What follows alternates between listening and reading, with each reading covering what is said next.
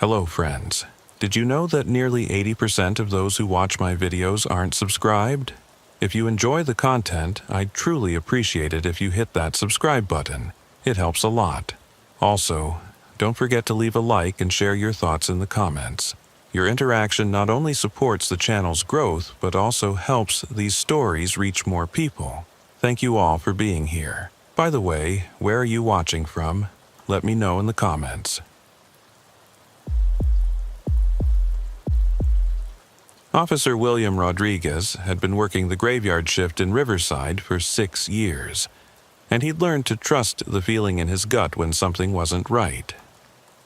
The 11 p.m. to 7 a.m. shift was when the real darkness came out, when people's inhibitions dissolved with alcohol, when domestic arguments turned violent, and when the kinds of things that happened behind closed doors spilled out onto the streets. But as he sat in his patrol car outside the 24-hour laundromat on University Avenue, watching the sparse late-night traffic and writing reports from earlier calls, he had no idea that his next dispatch would take him into a situation that would fundamentally change how he viewed the families in the quiet residential neighborhoods he patrolled. The radio crackled to life at exactly 2:47 a.m., cutting through the steady hum of his patrol car's engine and the distant sound of washing machines spinning in the laundromat behind him. Unit 12, respond to a domestic disturbance at 4521 Maple Street. Caller reports screaming and sounds of a physical altercation. Caller wishes to remain anonymous but states the disturbance has been ongoing for approximately 30 minutes. William keyed his radio and pulled away from his position, feeling the familiar tightness in his stomach that always accompanied domestic calls. Unit 12 responding. ETA 6 minutes. In his experience, domestic disturbances during the graveyard shift were either nothing, couples arguing loudly about money or infidelity, or they were everything, the kind of explosive violence that left someone in the hospital or the morgue. As he drove through the quiet residential streets toward Maple Street, William ran through the mental checklist that had kept him safe during hundreds of similar calls. Domestic violence situations were among the most dangerous encounters a patrol officer could face because emotions ran high, alcohol was often involved, and people were fighting in their own territory, where they had access to weapons and knowledge of escape routes. The key was to arrive prepared for anything, while hoping for the best. Maple Street was in an older part of Riverside where post-war houses sat on large lots surrounded by mature trees that blocked most of the streetlight. As William turned onto the street, he immediately identified 4521, a single-story ranch house with a detached garage, overgrown landscaping, and dim lighting that made it difficult to see activity inside. The house looked quiet from the outside, with no obvious signs of disturbance, but William had learned not to trust appearances when responding to domestic calls. He parked across the street from the house and spent a moment observing before getting out of his patrol car. This was standard procedure. Never rush into a domestic situation without first assessing the scene and identifying potential threats or escape routes. The neighborhood was quiet, with most houses showing no signs of life at nearly 3 a.m. on a Tuesday night. But as William listened carefully, he could hear something that confirmed the anonymous caller's report. Muffled shouting was coming from inside 4521 Maple Street, too indistinct to make out words, but clearly indicating an ongoing argument between multiple people. The voices seemed to be coming from the back of the house, and one of them, a woman's voice, was raised in what sounded like fear or pain rather than simple anger. Between the shouting, William could hear sounds that might have been furniture being overturned or objects being thrown. William keyed his radio to notify dispatch of his arrival. Unit 12 on scene at 4521 Maple Street. Confirming audible disturbance inside the residence, requesting backup to assist with domestic investigation. Copy Unit 12. Unit 8 is available. ETA 8 minutes. 8 minutes was a long time when someone inside a house might be getting seriously hurt, but William knew that charging into a domestic situation alone was a good way to make a bad situation worse. He decided to approach the house and attempt to make contact with the occupants while waiting for backup to arrive. As William walked up the front walkway, the sounds from inside the house became more distinct and more disturbing. The woman's voice was definitely expressing fear, with intermittent screaming that suggested she was in physical distress. The male voice was angry and aggressive, shouting words that William couldn't quite make out but that carried the unmistakable tone of threats and intimidation. The front door was solid wood, painted dark blue, with a small decorative window that was covered by a thin curtain.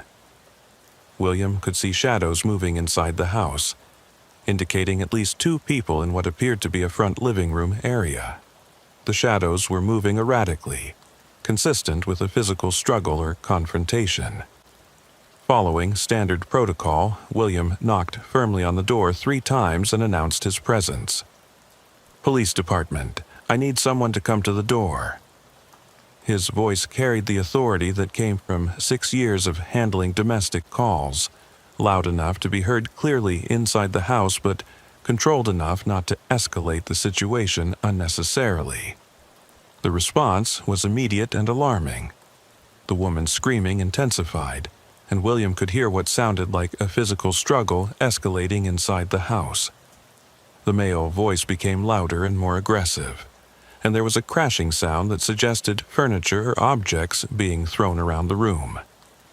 "Police department, open the door now," William called out again, his hand moving instinctively toward his service weapon as the sounds of violence from inside the house continued. This time, the screaming stopped abruptly, as if someone had suddenly been silenced. The male voice continued, but it was now directed toward the front door rather than at whoever had been screaming. "Go away! This is private property, and you have no right to be here." William had heard similar responses from dozens of domestic violence suspects over his 6 years on the force.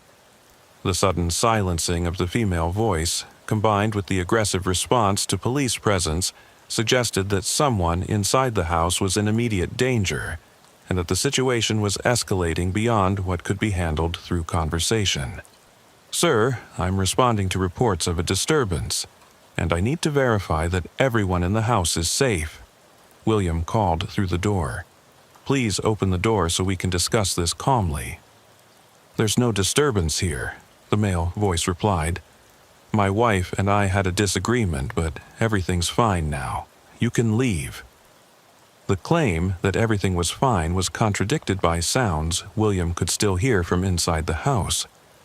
Muffled crying, furniture being moved, and what sounded like someone trying to clean up evidence of a struggle. More concerning, the woman's voice was no longer audible, which could mean she was unconscious, seriously injured, or being prevented from speaking.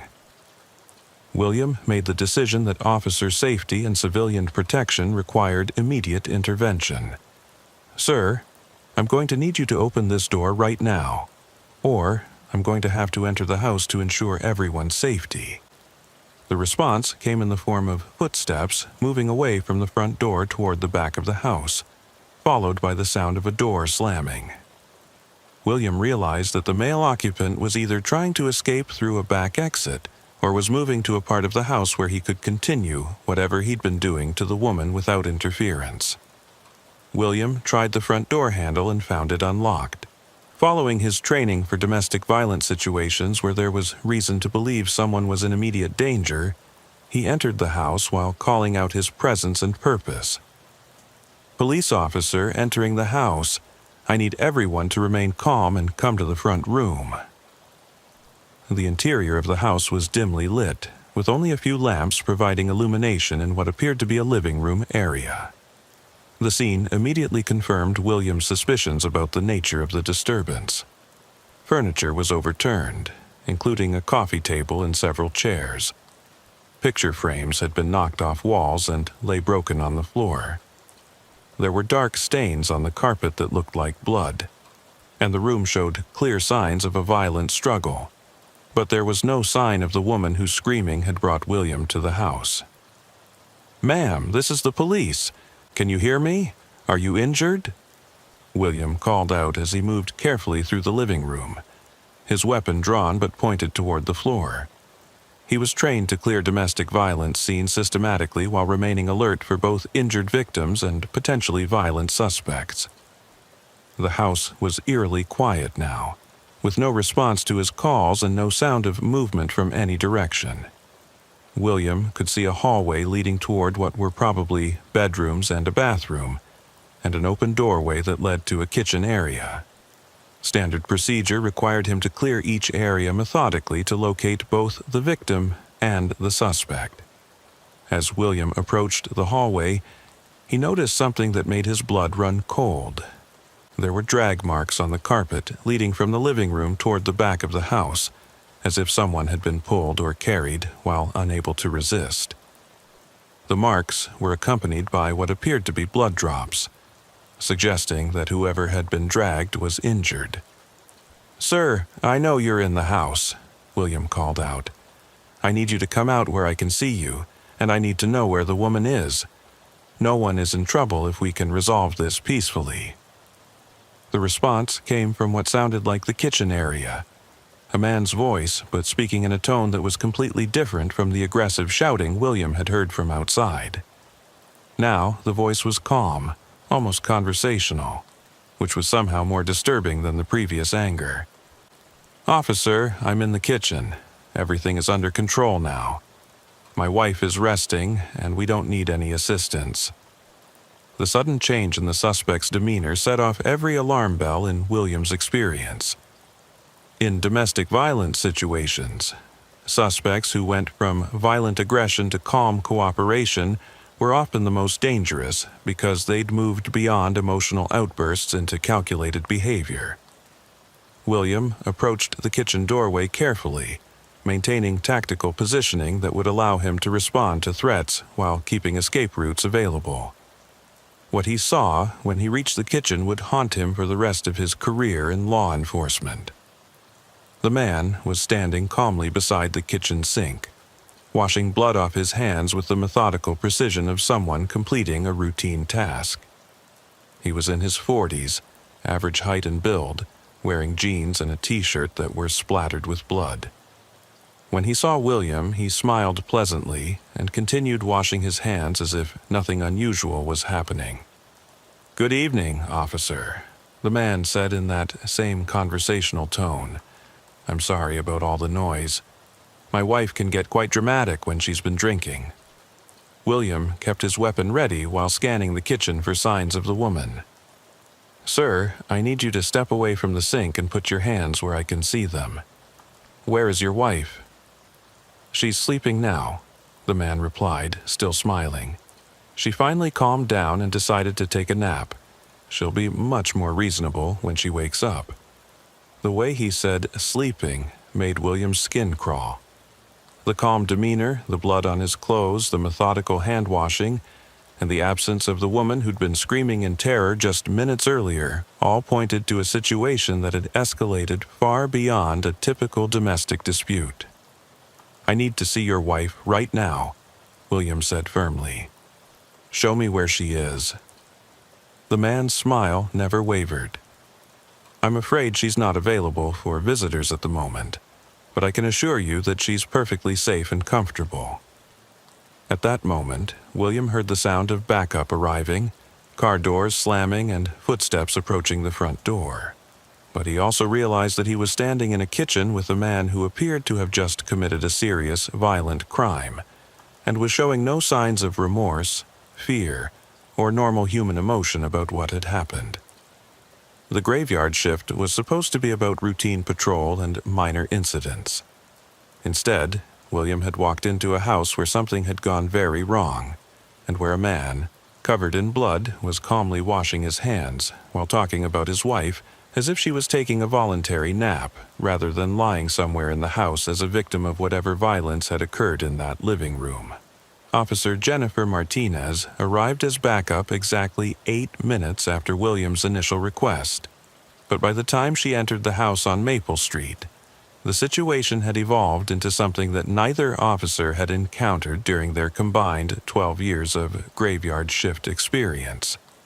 William had managed to handcuff the suspect, who identified himself as Robert Chen, but locating his wife Patricia had proven to be more complicated than a routine domestic violence investigation. "William, what's the status?" Jennifer asked as she entered the kitchen where Robert Chen sat calmly at the kitchen table, his hands secured behind his back, still wearing the blood-splattered clothing he'd been washing at the sink when William found him. "Suspect is secure, but we haven't located the female victim yet," William replied, keeping his voice low enough that Chen couldn't hear the details. "He claims she's sleeping, but there are signs of significant violence in the living room, blood trails leading toward the back of the house, and his behavior suggests this went way beyond a normal domestic dispute." Jennifer observed Robert Chen for a moment, noting the same unsettling calm that had disturbed William. In her experience with domestic violence cases, suspects were usually either belligerent and defensive or remorseful and apologetic. Chen's pleasant, conversational demeanor, while covered in what appeared to be someone else's blood, was unlike anything she'd encountered. "Mr. Chen," Jennifer said, positioning herself where she could observe his reactions, "we need to locate your wife to make sure she's safe. Can you tell us where she is in the house?" Chen looked up at Jennifer with the same pleasant expression he'd maintained throughout his interaction with William. "Officer, I appreciate your concern, but Patricia is fine. She's resting comfortably, and I'd prefer not to disturb her right now. She had a very exhausting evening." The way Chen emphasized exhausting made Jennifer's stomach tighten.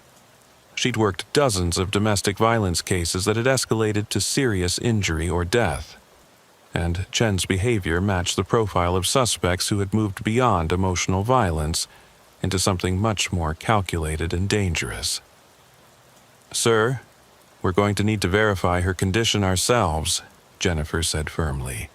"This is not optional. We need to see Patricia right now." Chen's smile never wavered, but something shifted in his eyes that suggested he was calculating his response rather than simply cooperating with a routine police request. "I understand you have procedures to follow, but I'm afraid Patricia is not available for conversation at the moment. Perhaps you could come back tomorrow when she's feeling better." William and Jennifer exchanged glances, both recognizing that Chen's responses were becoming increasingly bizarre. The suggestion that police officers should make an appointment to verify a domestic violence victim's safety was so far outside normal behavior that it confirmed their suspicions about the seriousness of whatever had happened in the house. "Mr. Chen, we're going to search the house now to locate Patricia," William said. "This is happening whether you cooperate or not." Chen nodded pleasantly, as if William had just announced plans to check the weather. "Of course, officer. I understand you have a job to do. Just please be careful not to wake Patricia. She needs her rest." Jennifer began a systematic search of the house, while William maintained custody of Chen, who continued to sit calmly at the kitchen table as if he was waiting for breakfast rather than being detained in connection with a violent crime. The first area Jennifer checked was the hallway that led to the bedrooms, following the blood trail that William had identified earlier. The blood drops led to a closed door at the end of the hallway, but when Jennifer tried the handle, she found it locked. "Mr. Chen, we need the key to this door," she called out to the kitchen. "I'm afraid I don't have the key with me at the moment," Chen replied in that same conversational tone. "Patricia likes her privacy when she's resting." Jennifer had heard enough. She stepped back and kicked the door just below the handle, splintering the wood around the lock mechanism. The door swung open, revealing a scene that would require crime scene investigators, medical examiners, and detectives with experience in homicide cases. The room was a bedroom that had been converted into what could only be described as a makeshift surgical suite. The furniture had been moved against the walls to make space for a large plastic tarp that covered most of the floor. On the tarp was a massage table that had been modified with restraints and equipment that looked more appropriate for a medical facility than a private home. Patricia Chen was on the table, secured with leather straps around her wrists and ankles. She was unconscious but breathing, with what appeared to be surgical wounds on various parts of her body. The wounds were precise and deliberate, not the kind of injuries that resulted from a spontaneous domestic violence incident. Someone had taken considerable time and care to inflict these injuries with surgical instruments. "Jesus Christ," Jennifer muttered as she approached the table to check Patricia's vital signs. "William, call for an ambulance and detective division immediately. We have a victim with serious injuries and what appears to be evidence of torture." Patricia Chen was alive but in critical condition, with precise cuts and surgical procedures that had been performed without proper medical equipment or anesthesia. The room contained medical books, surgical instruments, and documentation that suggested Robert Chen had been conducting experimental surgery on his wife over an extended period of time. Unit 12, requesting immediate medical response and detective division at 4521 Maple Street. William radioed while maintaining visual contact with Robert Chen, who continued to sit calmly in the kitchen as if nothing unusual was happening. "We have a critical injury victim and evidence of aggravated assault with possible torture." The response from dispatch was swift. "Copy Unit 12. Medical and Detective Johnson en route." ETA for medical is 4 minutes. Detective ETA is 12 minutes.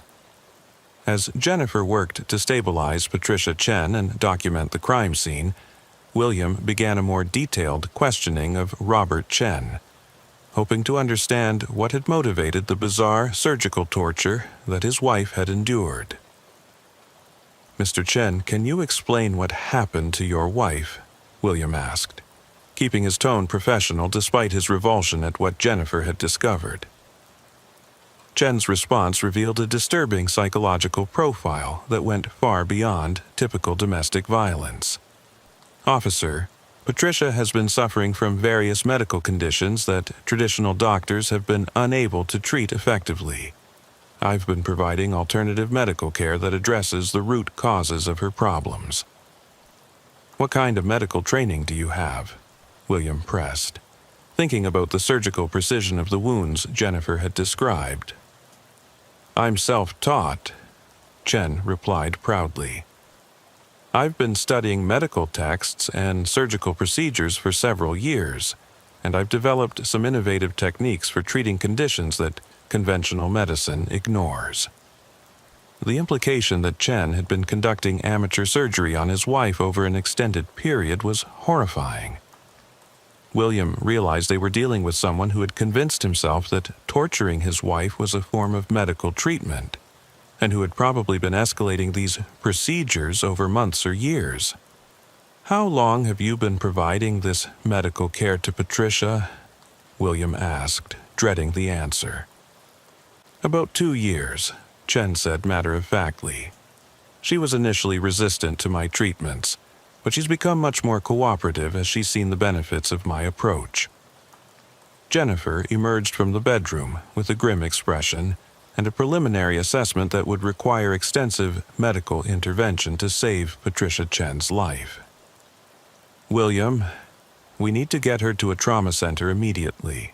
She's lost significant blood, and some of these wounds suggest internal damage that requires emergency surgery."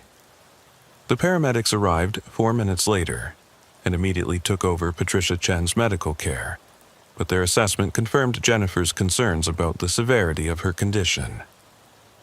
As they worked to stabilize her for transport, they documented injuries that suggested systematic torture conducted over an extended period of time. "These aren't recent injuries," one of the paramedics reported to William. "Some of these wounds show healing patterns that indicate they were inflicted weeks or months ago. This woman has been subjected to ongoing trauma for a significant period." Detective James Johnson arrived at the scene 12 minutes after William's call and immediately took over the investigation. But the evidence he found in Robert Chen's house would challenge everything he thought he knew about domestic violence and criminal psychology. The bedroom wasn't the only room that Chen had modified for his medical treatments. The basement contained additional equipment, documentation of surgical procedures, and evidence that Patricia Chen had been subjected to increasingly invasive experimental surgery as her husband's confidence in his amateur medical skills had grown. This goes way beyond domestic violence, Detective Johnson told William as they reviewed the evidence. This is systematic torture conducted by someone who believes he's providing medical care. The psychological profile suggests we're dealing with someone who's completely disconnected from reality, but has been functioning normally in other aspects of his life. Robert Chen's behavior during questioning confirmed Detective Johnson's assessment. Chen continued to maintain that he was a dedicated husband, providing innovative medical care to his wife, and he showed no understanding that his actions constituted torture or criminal behavior. Detective, I hope you'll consider the medical benefits Patricia has received from my treatments, Chen said during his formal interview. Traditional doctors would have subjected her to expensive procedures and medications with harmful side effects. My approach is more natural and addresses the underlying causes of her conditions. When Detective Johnson asked Chen to describe these underlying conditions, his responses revealed a delusional belief system that had motivated months of torture. Chen believed that his wife suffered from various imaginary medical conditions that could only be treated through procedures he had designed, based on his interpretation of medical texts and online research. Patricia had toxins in her system that were causing chronic fatigue and depression, Chen explained, with the same calm demeanor he had maintained throughout the evening. The surgical drainage procedures I developed have been very effective at removing these toxins and improving her overall health. The surgical drainage procedures, Chen described, were actually systematic torture that had left Patricia with permanent physical damage and psychological trauma that would require years of treatment to address. But Chen's complete disconnection from the reality of what he had done to his wife suggested a level of mental illness that went beyond typical criminal behavior. As the sun began to rise over Riverside, William realized that his domestic disturbance call had uncovered a case of systematic torture that had been ongoing for years, conducted by someone who believed he was providing medical care rather than inflicting criminal torture. The graveyard shift was ending, but the investigation into Robert Chen's medical treatments would continue for months as detectives tried to understand how someone could torture their spouse for years while maintaining the delusion that they were providing beneficial health care. Detective James Johnson had been investigating violent crimes for 9 years, but the evidence he found in Robert Chen's house revealed a systematic pattern of torture that exceeded anything in his experience. As Patricia Chen was transported to the trauma center for emergency surgery, Johnson began documenting a crime scene that would require psychological experts and medical professionals to fully understand the scope of what had been occurring at 4521 Maple Street. The basement of the Chen house contained evidence that Robert's medical treatments had been escalating in complexity and invasiveness over the 2-year period he had mentioned to Officer Rodriguez. Johnson found detailed journals documenting procedures that Chen had performed, complete with before and after photographs, surgical notes, and assessments of his wife's progress under his care. Officer Rodriguez, I need you to understand what we're dealing with here, Detective Johnson said as he reviewed Chen's documentation. This isn't a domestic violence case that escalated into serious injury. This is evidence of systematic torture conducted by someone who has convinced himself that he's providing medical care. The level of planning and documentation suggests we're looking at someone with a severe psychological disorder who has been operating undetected for years. William studied the journals that Johnson was showing him. feeling sick as he read Chen's detailed descriptions of surgical procedures he had performed on his wife. The entries were written in a clinical style that mimicked legitimate medical documentation, but they described acts of torture that had been inflicted on someone who was restrained and unable to resist. "How is something like this possible?" William asked. "How does someone torture their spouse for 2 years without anyone noticing?" Johnson had been asking himself the same question as he examined the evidence. Patricia Chen was a freelance graphic designer who worked from home. Robert Chen works as a computer programmer for a company that allows remote work. They had minimal social contact with neighbors or co-workers, and Patricia's family lives on the East Coast. If she showed signs of injury or distress, Robert could explain it as medical conditions that she was receiving treatment for. The social isolation that had allowed Robert Chen to torture his wife without detection was a common factor in extreme domestic violence cases, but the medical delusion that had motivated his behavior was unique in Johnson's experience. Chen genuinely believed that he was providing beneficial medical care, and he had convinced Patricia that submitting to his procedures was necessary for her health. "Detective Johnson, we found something else in the basement that you need to see," Officer Martinez called from the bottom of the stairs. "There's a workshop area down here with equipment that suggests Chen has been manufacturing his own surgical instruments." Johnson and William descended to the basement, where Martinez was examining a workbench covered with metal tools, grinding equipment, and what appeared to be partially completed surgical instruments. Chen had apparently been designing and creating specialized tools for procedures that he had invented based on his interpretation of medical texts.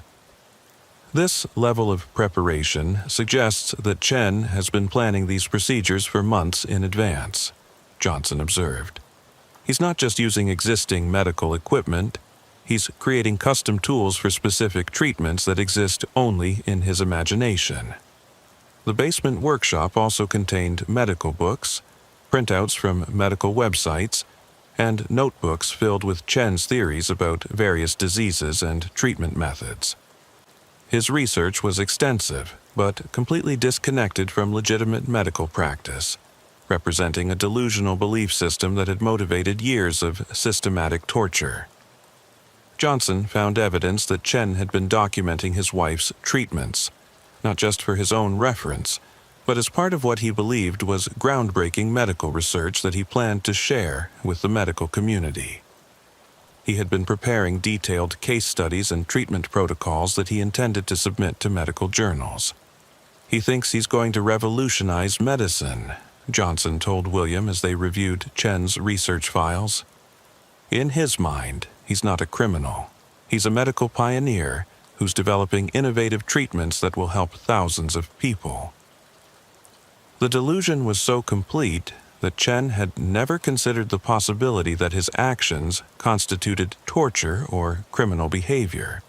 His journals included complaints about Patricia's lack of cooperation with treatments that he believed were obviously beneficial, and frustration that she didn't appreciate the medical care he was providing. As Detective Johnson continued his investigation, Officer Martinez made another disturbing discovery in Chen's computer files. His internet search history revealed that he had been researching more invasive procedures and had been planning to escalate his treatments to include major surgery that would have likely resulted in Patricia's death.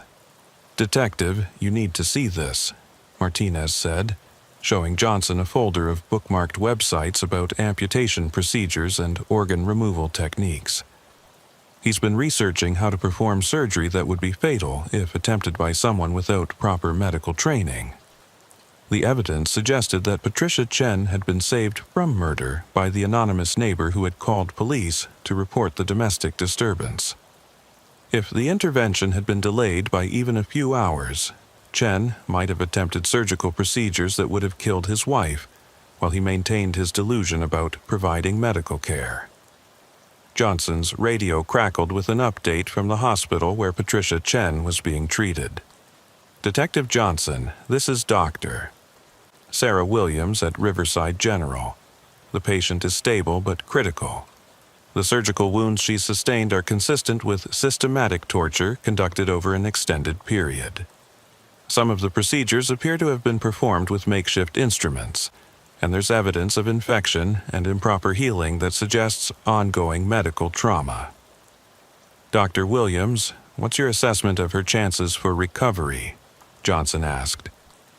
Physical recovery will be possible with extensive surgical intervention and rehabilitation, but the psychological trauma will require specialized treatment. This patient has been subjected to systematic torture while being told it was medical care. The psychological damage from that kind of manipulation will be severe and long-lasting. The medical assessment confirmed Johnson's understanding of the case. Patricia Chen had been the victim of systematic torture that had been disguised as medical care by someone who had completely lost touch with reality. The psychological manipulation involved in convincing someone to submit to torture while believing it was beneficial treatment represented a level of criminal psychology that would require expert analysis to fully understand.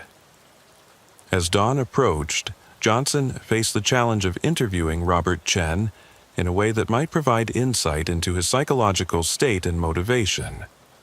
Chen continued to maintain his delusion about providing medical care, and he showed no understanding that his actions constituted criminal behavior. Mr. Chen, I need you to help me understand the medical treatments you've been providing to your wife, Johnson said during Chen's formal interview. Can you explain the conditions you were treating and the procedures you used? Chen's response revealed the depth of his delusion and the systematic nature of the torture he had inflicted. Detective, Patricia suffers from a complex array of conditions that conventional medicine doesn't recognize or understand. Through my research, I've identified toxins, parasites, and systemic imbalances that require innovative treatment approaches. What kind of training or education gave you the knowledge to diagnose these conditions? Johnson asked. I'm self-taught through extensive research and practical application, Chen replied proudly. I've studied medical texts, research papers, and online resources to develop a comprehensive understanding of human physiology and disease processes. My approach is more holistic than traditional medicine. Johnson realized that Chen's research had involved misinterpreting legitimate medical information and combining it with pseudoscientific theories he had found online. The result was a delusional belief system that had motivated systematic torture, while Chen maintained complete confidence in his medical expertise. Can you describe some of the specific treatments you've provided? Johnson asked, hoping to understand the progression of Chen's delusions and the escalation of violence they had motivated. Chen began describing procedures he had performed with the same clinical detachment that a legitimate doctor might use to discuss surgical techniques. But his descriptions revealed acts of torture that had been conducted with surgical instruments, restraints, and techniques designed to inflict maximum pain while keeping the victim conscious and aware. The drainage procedures are particularly effective for removing systemic toxins, Chen explained. I developed a technique for accessing lymphatic pathways that allows for direct extraction of accumulated waste products. Patricia's energy levels have improved significantly since we began those treatments. The drainage procedures Chen described were actually systematic torture involving surgical incisions, the insertion of foreign objects, and the deliberate infliction of pain over extended periods. But Chen's description made it clear that he genuinely believed these procedures were beneficial medical treatments. Detective Johnson realized that he was dealing with someone whose psychological disorder was so severe that traditional criminal justice approaches might not be appropriate. Chen's complete disconnection from the reality of his actions suggested a level of mental illness that would require psychiatric evaluation and potentially long-term psychological treatment. But Johnson was also thinking about Patricia Chen, and the long road of physical and psychological recovery she would face after years of systematic torture disguised as medical care. The anonymous neighbor who had called police had saved her life, but the damage that had been inflicted over 2 years would affect her for the rest of her life. As the graveyard shift ended and day shift officers arrived to continue the investigation, Johnson reflected on the case that Officer Rodriguez's domestic disturbance call had uncovered. What had appeared to be a routine domestic violence incident had revealed systematic torture, motivated by delusions that had allowed the perpetrator to maintain his belief that he was providing beneficial medical care. The case would require extensive investigation, psychological evaluation, and medical expert testimony to prosecute effectively. But more importantly, it had revealed how someone with severe psychological disorders could torture another person for years while maintaining complete conviction that their actions were beneficial and necessary. The psychiatric evaluation of Robert Chen, conducted 3 days after his arrest, revealed a psychological profile that challenged everything Detective Johnson thought he understood about criminal motivation and mental illness. Dr. Margaret Foster, a forensic psychiatrist with 20 years of experience evaluating violent criminals, described Chen as one of the most disturbing cases she had encountered in her career. Detective Johnson, Mr. Chen suffers from a complex delusional disorder that has created a completely alternate reality in which he views systematic torture as beneficial medical care, Dr. Foster explained during her briefing to the investigative team. He's not pretending to believe his actions were medical treatments. He genuinely cannot comprehend that what he did to his wife constitutes torture. Johnson had been hoping that the psychiatric evaluation would provide insight into Chen's motivations and potentially reveal whether he understood the criminal nature of his actions. But Dr. Foster's assessment suggested that Chen's psychological disorder was so severe that he might not be competent to stand trial for his crimes. What kind of treatment would be required for someone with this level of delusion? Johnson asked, thinking about the implications for prosecution and sentencing. Years of intensive psychiatric treatment, possibly involving antipsychotic medications and extensive therapy to help him recognize the difference between reality and his delusional beliefs, Dr. Foster replied. But there's no guarantee that treatment would be successful. Some delusional disorders are resistant to intervention, especially when they've been reinforced through years of acting on the delusions. The psychiatric assessment complicated the criminal case because Chen's mental state raised questions about his ability to understand the charges against him and assist in his own defense. California law required that defendants be mentally competent to stand trial, and Chen's complete disconnection from the reality of his actions suggested that he might not meet that standard. Johnson received an update from Riverside General Hospital about Patricia Chen's condition that provided additional insight into the systematic nature of the torture she had endured. Dr. Sarah Williams had completed a comprehensive medical examination that documented injuries spanning the entire 2-year period that Robert had been conducting his medical treatments. Detective, Patricia Chen has sustained injuries that suggest a progressive escalation of violence over approximately 24 months, Dr. Williams reported. The earliest injuries we can identify are relatively minor surgical incisions, but the most recent procedures involved major tissue damage and internal trauma that could have been fatal if not treated immediately. The medical evidence confirmed that Robert Chen's treatments had been escalating in severity and invasiveness, suggesting that his delusions had been growing more dangerous over time. If the police intervention had been delayed, Patricia Chen would likely have died from the surgical procedures her husband was planning to perform. Dr. Williams, what's your assessment of Patricia's psychological state? Johnson asked, thinking about her potential testimony in any criminal proceedings. She's suffering from severe psychological trauma that will require extensive treatment, Dr. Williams replied.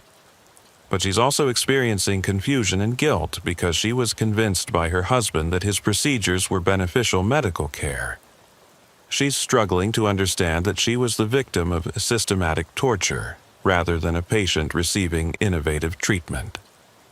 The psychological manipulation that Robert Chen had used to convince his wife to submit to torture represented an additional dimension of his criminal behavior. He hadn't just tortured Patricia. He had psychologically manipulated her into believing that the torture was beneficial medical care that she needed for her health. Johnson faced the challenge of building a criminal case against someone whose psychological disorder made it difficult to establish criminal intent, while also preparing to support a victim whose psychological trauma made it difficult for her to understand the nature of the crimes that had been committed against her. 3 weeks after the arrest, Johnson received Patricia Chen's first detailed statement about her experiences during the 2 years of medical treatments. Her account revealed the systematic psychological manipulation that Robert had used to convince her to submit to increasingly invasive and painful procedures. "Detective, at first, Robert told me I was suffering from chronic fatigue and depression that conventional doctors couldn't properly diagnose or treat," Patricia Chen said during her interview at the Victim Advocacy Center. "He showed me medical articles and research papers that seemed to support his theories about toxins and systemic imbalances.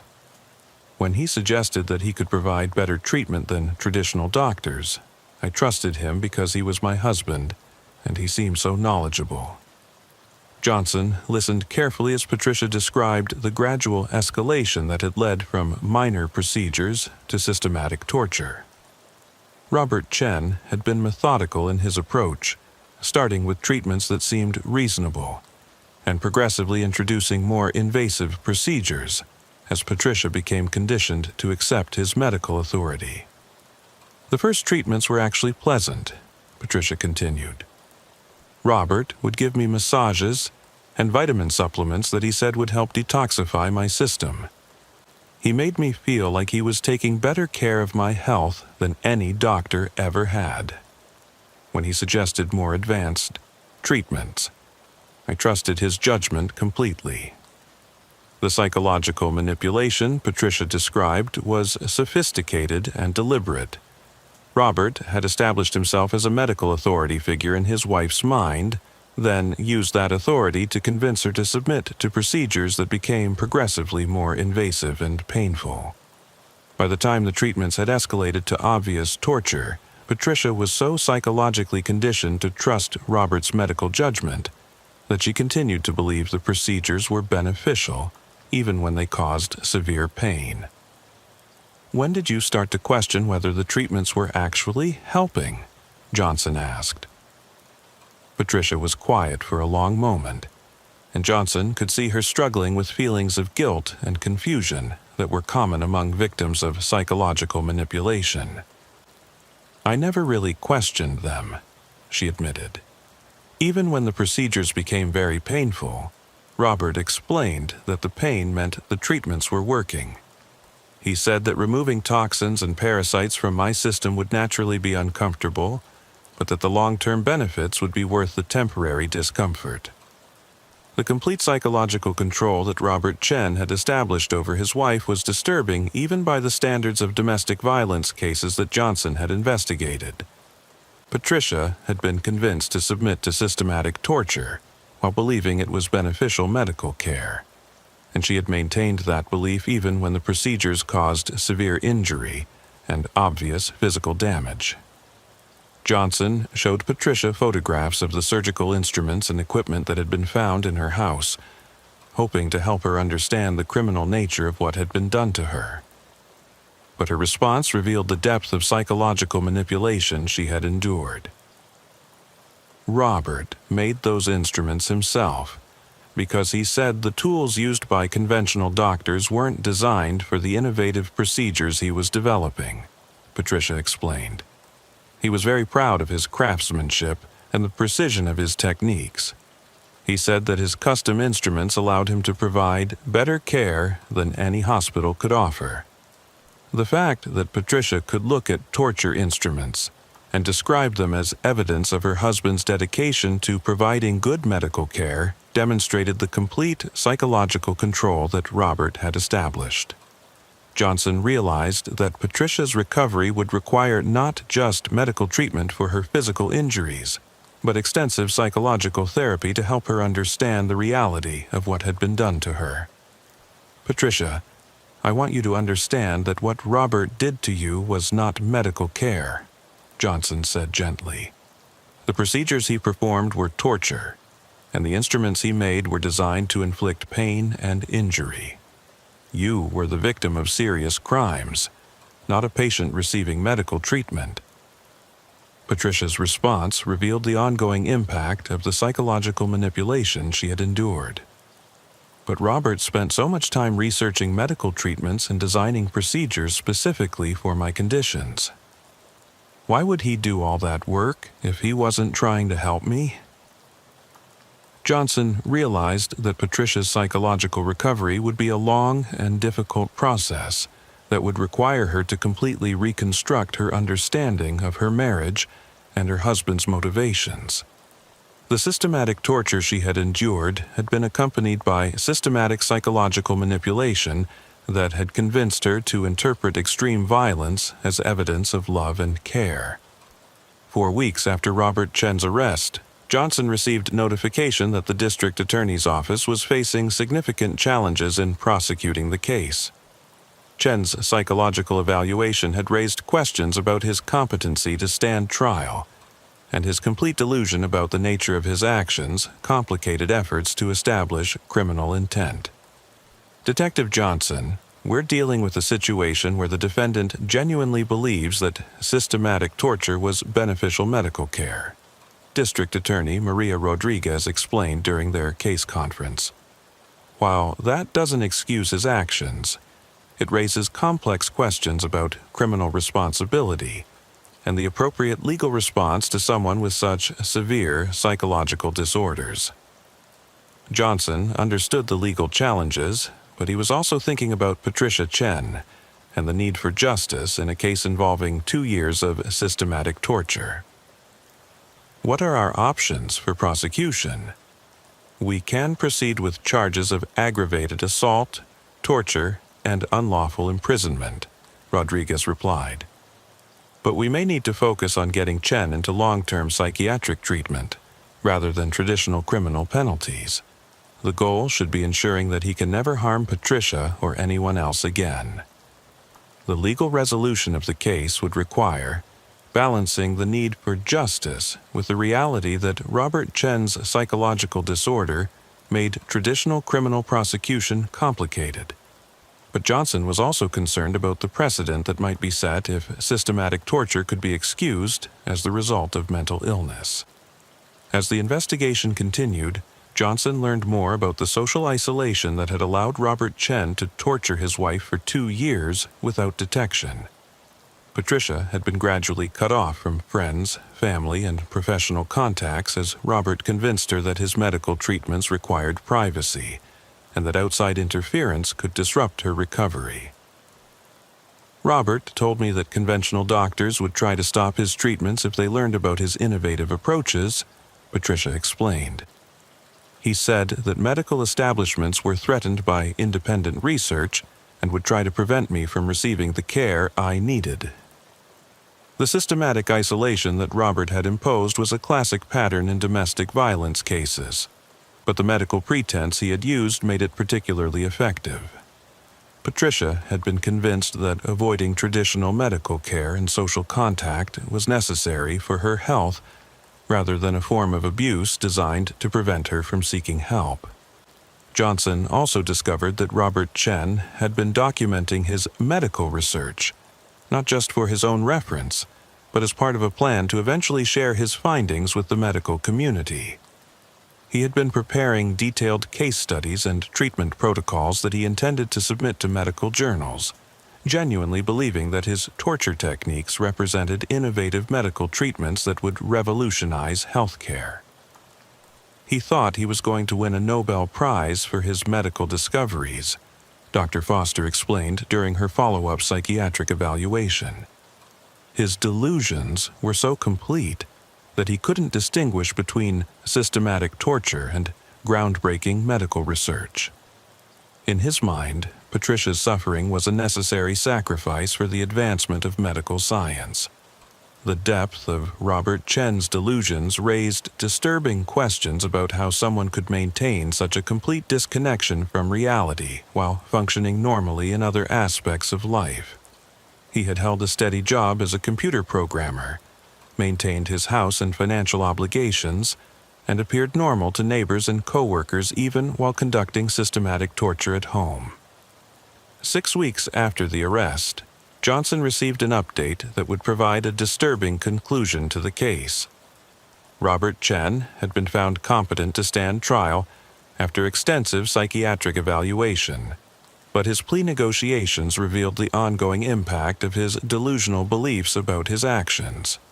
He's willing to plead guilty to assault charges, but he insists on making a statement that his actions were motivated by a desire to provide medical care, District Attorney Rodriguez reported. He still maintains that his procedures were beneficial treatments, and he wants credit for his medical innovations. The persistence of Chen's delusions, even after months of psychiatric evaluation, demonstrated the severity of his psychological disorder and the likelihood that he would continue to view his actions as beneficial medical care regardless of legal consequences or therapeutic intervention. Johnson attended Robert Chen's sentencing hearing, where Chen was given 15 years in prison for aggravated assault and torture charges. But Chen's statement to the court revealed that he continued to maintain his delusions about providing medical care even as he was being sentenced for systematic torture. Your Honor, I hope that someday the medical community will recognize the innovative treatments I developed for my wife's conditions, Chen said during his statement. Patricia's recovery has been remarkable, and I believe my research could help thousands of people who suffer from conditions that conventional medicine cannot treat effectively. The complete disconnect between Chen's perception of his actions and the reality of systematic torture he had inflicted was disturbing even to court personnel who had experience with violent criminals. Judge Patricia Williams noted in her sentencing remarks that Chen's psychological disorder made him a continuing danger to society, regardless of his apparent sincerity about wanting to help people. Patricia Chen's recovery would continue for years as she worked with therapists to overcome both the physical trauma of the procedures she had endured and the psychological manipulation that had convinced her to interpret torture as medical care. Her case became a subject of study for psychologists and social workers who specialized in treating victims of extreme domestic violence and psychological manipulation. 3 months after Robert Chen's sentencing, Detective Johnson discovered that the case at 4521 Maple Street was not an isolated incident. While reviewing cold case files for potentially related crimes, he found evidence suggesting that Chen's medical treatments had been inspired by similar cases in other jurisdictions where people with delusional beliefs about medicine had tortured family members under the pretense of providing health care. Dr. Margaret Foster, the forensic psychiatrist who had evaluated Chen, contacted Johnson with disturbing information about a pattern of similar cases that had been reported across California over the past 5 years. Detective, I've been consulting on several cases involving people who torture family members while maintaining delusions about providing medical care. The psychological profile is remarkably consistent, and the escalation pattern is almost identical. Johnson realized that Chen's case might be part of a broader phenomenon involving people with specific types of psychological disorders who developed elaborate delusions about medical treatments that justified systematic torture of family members. The implications were disturbing because these cases were difficult to detect until the violence escalated to the point where victims required emergency medical care. Dr. Foster, how many similar cases have you encountered? Johnson asked. At least 12 cases in California over the past 5 years, and I suspect there are more that haven't been reported or properly identified," Dr. Foster replied. "The pattern involves people with paranoid delusions about conventional medicine who convince themselves that they can provide better treatment through procedures they design themselves." The existence of multiple similar cases suggested that Chen's systematic torture of his wife was part of a pattern of criminal behavior that was being motivated by specific types of psychological disorders. Johnson began coordinating with other law enforcement agencies to identify additional cases and develop strategies for earlier detection and intervention. Johnson's investigation revealed that most of these cases shared common characteristics: social isolation of victims, gradual escalation of violence disguised as medical treatment, and perpetrators who maintained complete conviction about the beneficial nature of their actions. The psychological manipulation involved was so sophisticated that victims often continued to believe they were receiving medical care, even when the procedures caused obvious injury and trauma. The most disturbing aspect is that the perpetrators genuinely believe they're helping their victims, Dr. Foster explained. This isn't sadistic torture motivated by a desire to inflict pain. It's systematic violence motivated by delusional beliefs about providing beneficial medical care. The perpetrators often express genuine concern for their victims' welfare, even while inflicting severe trauma. Johnson received a call from Detective Maria Santos in Sacramento, who had investigated a case involving a man who had performed experimental surgery on his elderly mother while claiming to treat her dementia.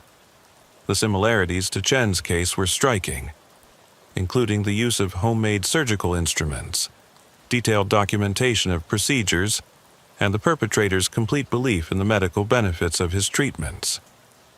Detective Johnson, our case involved 2 years of systematic torture disguised as medical care, just like yours, Detective Santos reported.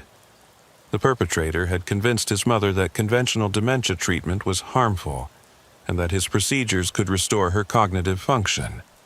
By the time we intervened, she had sustained permanent brain damage from his treatments. The Sacramento case provided additional insight into the psychological profile of people who tortured family members under medical pretenses. Like Chen, the perpetrator had been highly intelligent, socially isolated, and completely convinced of his medical expertise despite having no legitimate training or education in healthcare. Johnson coordinated with the California Department of Justice to develop a database of similar cases and identify patterns that might allow for earlier detection and prevention. The database revealed that these cases were more common than anyone had realized, with at least 23 documented incidents over the past decade involving people who had tortured family members while maintaining delusions about providing medical care.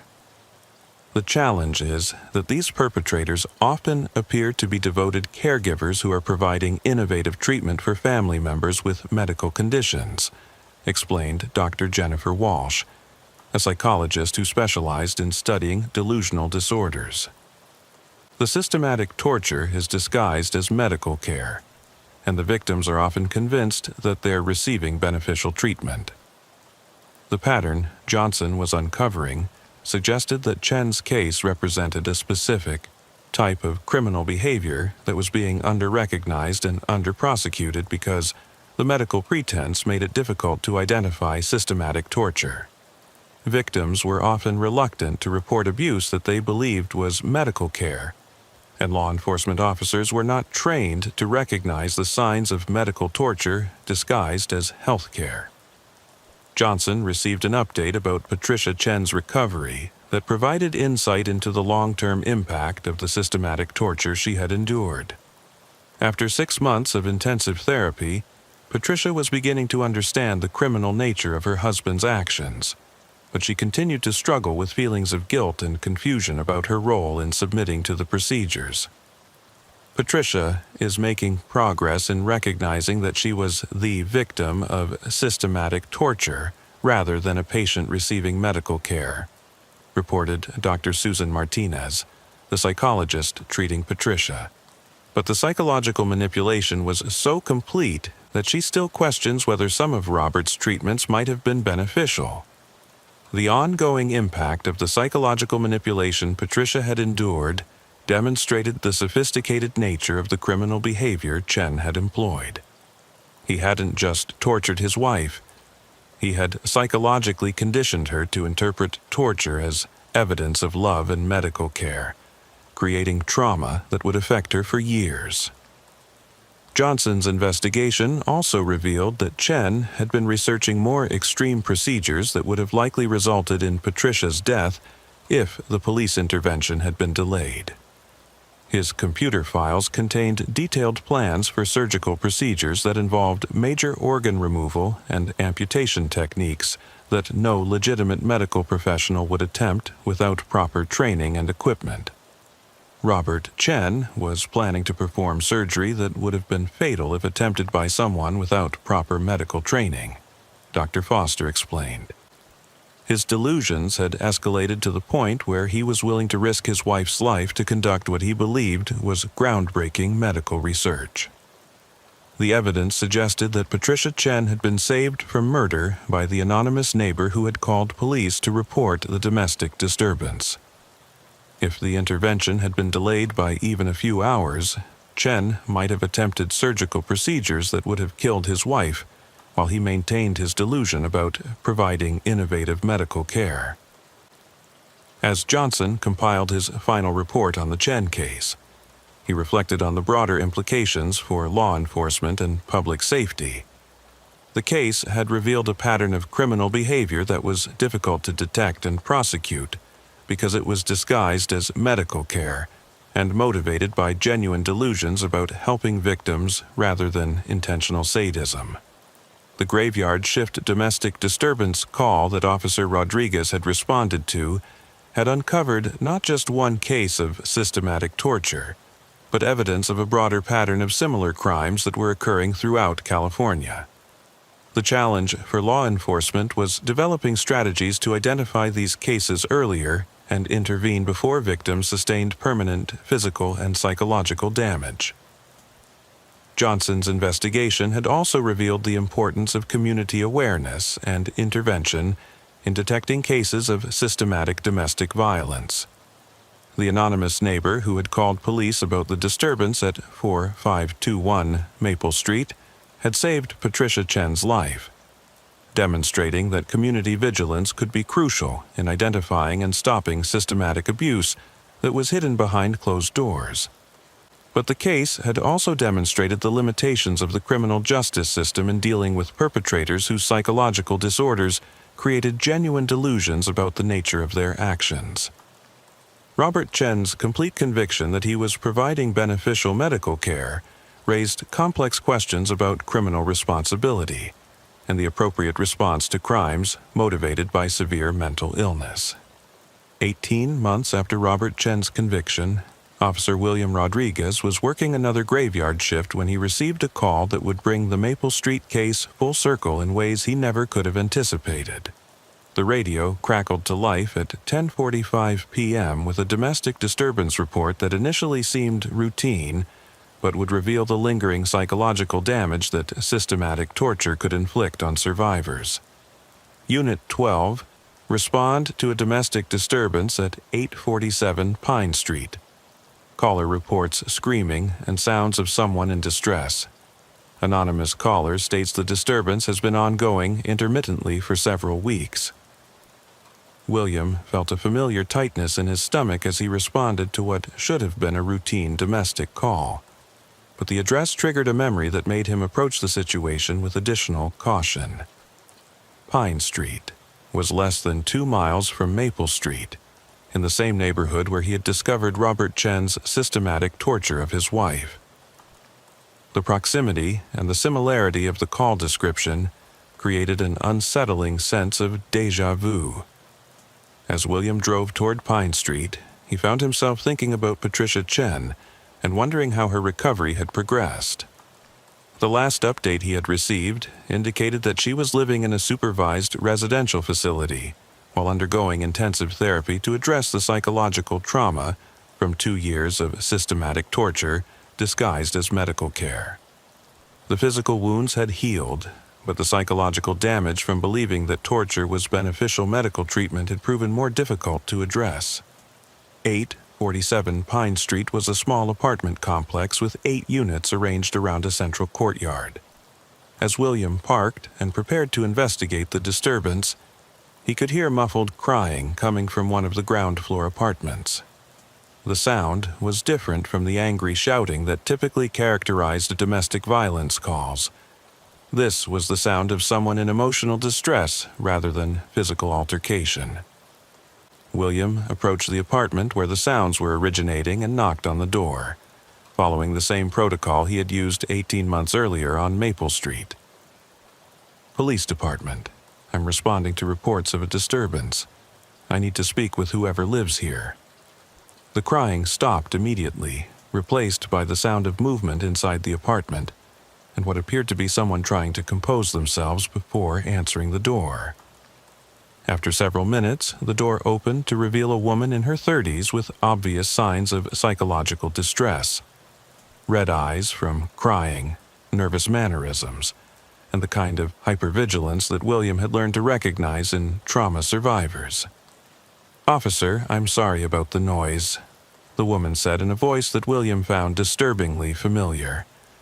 "I've been having some medical issues that caused me to react strongly to certain treatments. I didn't realize I was being loud enough to disturb the neighbors." William studied the woman's face and realized with shock that he was looking at Patricia Chen. She was thinner than he remembered, with shorter hair and obvious signs of ongoing psychological distress, but there was no doubt about her identity. More disturbing, her explanation for the disturbance involved medical treatments, suggesting that her recovery from Robert Chen's psychological manipulation was far from complete. "Mrs. Chen, I'm Officer Rodriguez. I was one of the officers who responded to your house on Maple Street 18 months ago. Are you receiving medical treatment here in your apartment?" Patricia's reaction to being recognized was immediate and concerning. She became visibly agitated and started explaining that she was participating in a new experimental treatment program that involved procedures similar to those her husband had provided, but under proper medical supervision this time. "Officer Rodriguez, I know what you're thinking, but this is completely different from what Robert did," Patricia said rapidly. "I'm working with a licensed medical professional who understands the innovative treatments that Robert developed. We're refining his procedures to make them safer and more effective." William felt his blood run cold as he realized that Patricia Chen had not recovered from the psychological manipulation she had endured. Instead of recognizing that her husband had tortured her, she had apparently found someone else who was willing to continue similar procedures under the pretense of legitimate medical care. "Mrs. Chen, who is this medical professional you're working with? Are they practicing here in your apartment?" Patricia's explanation revealed that she had been contacted by someone claiming to be a doctor who was interested in continuing the research that Robert Chen had begun.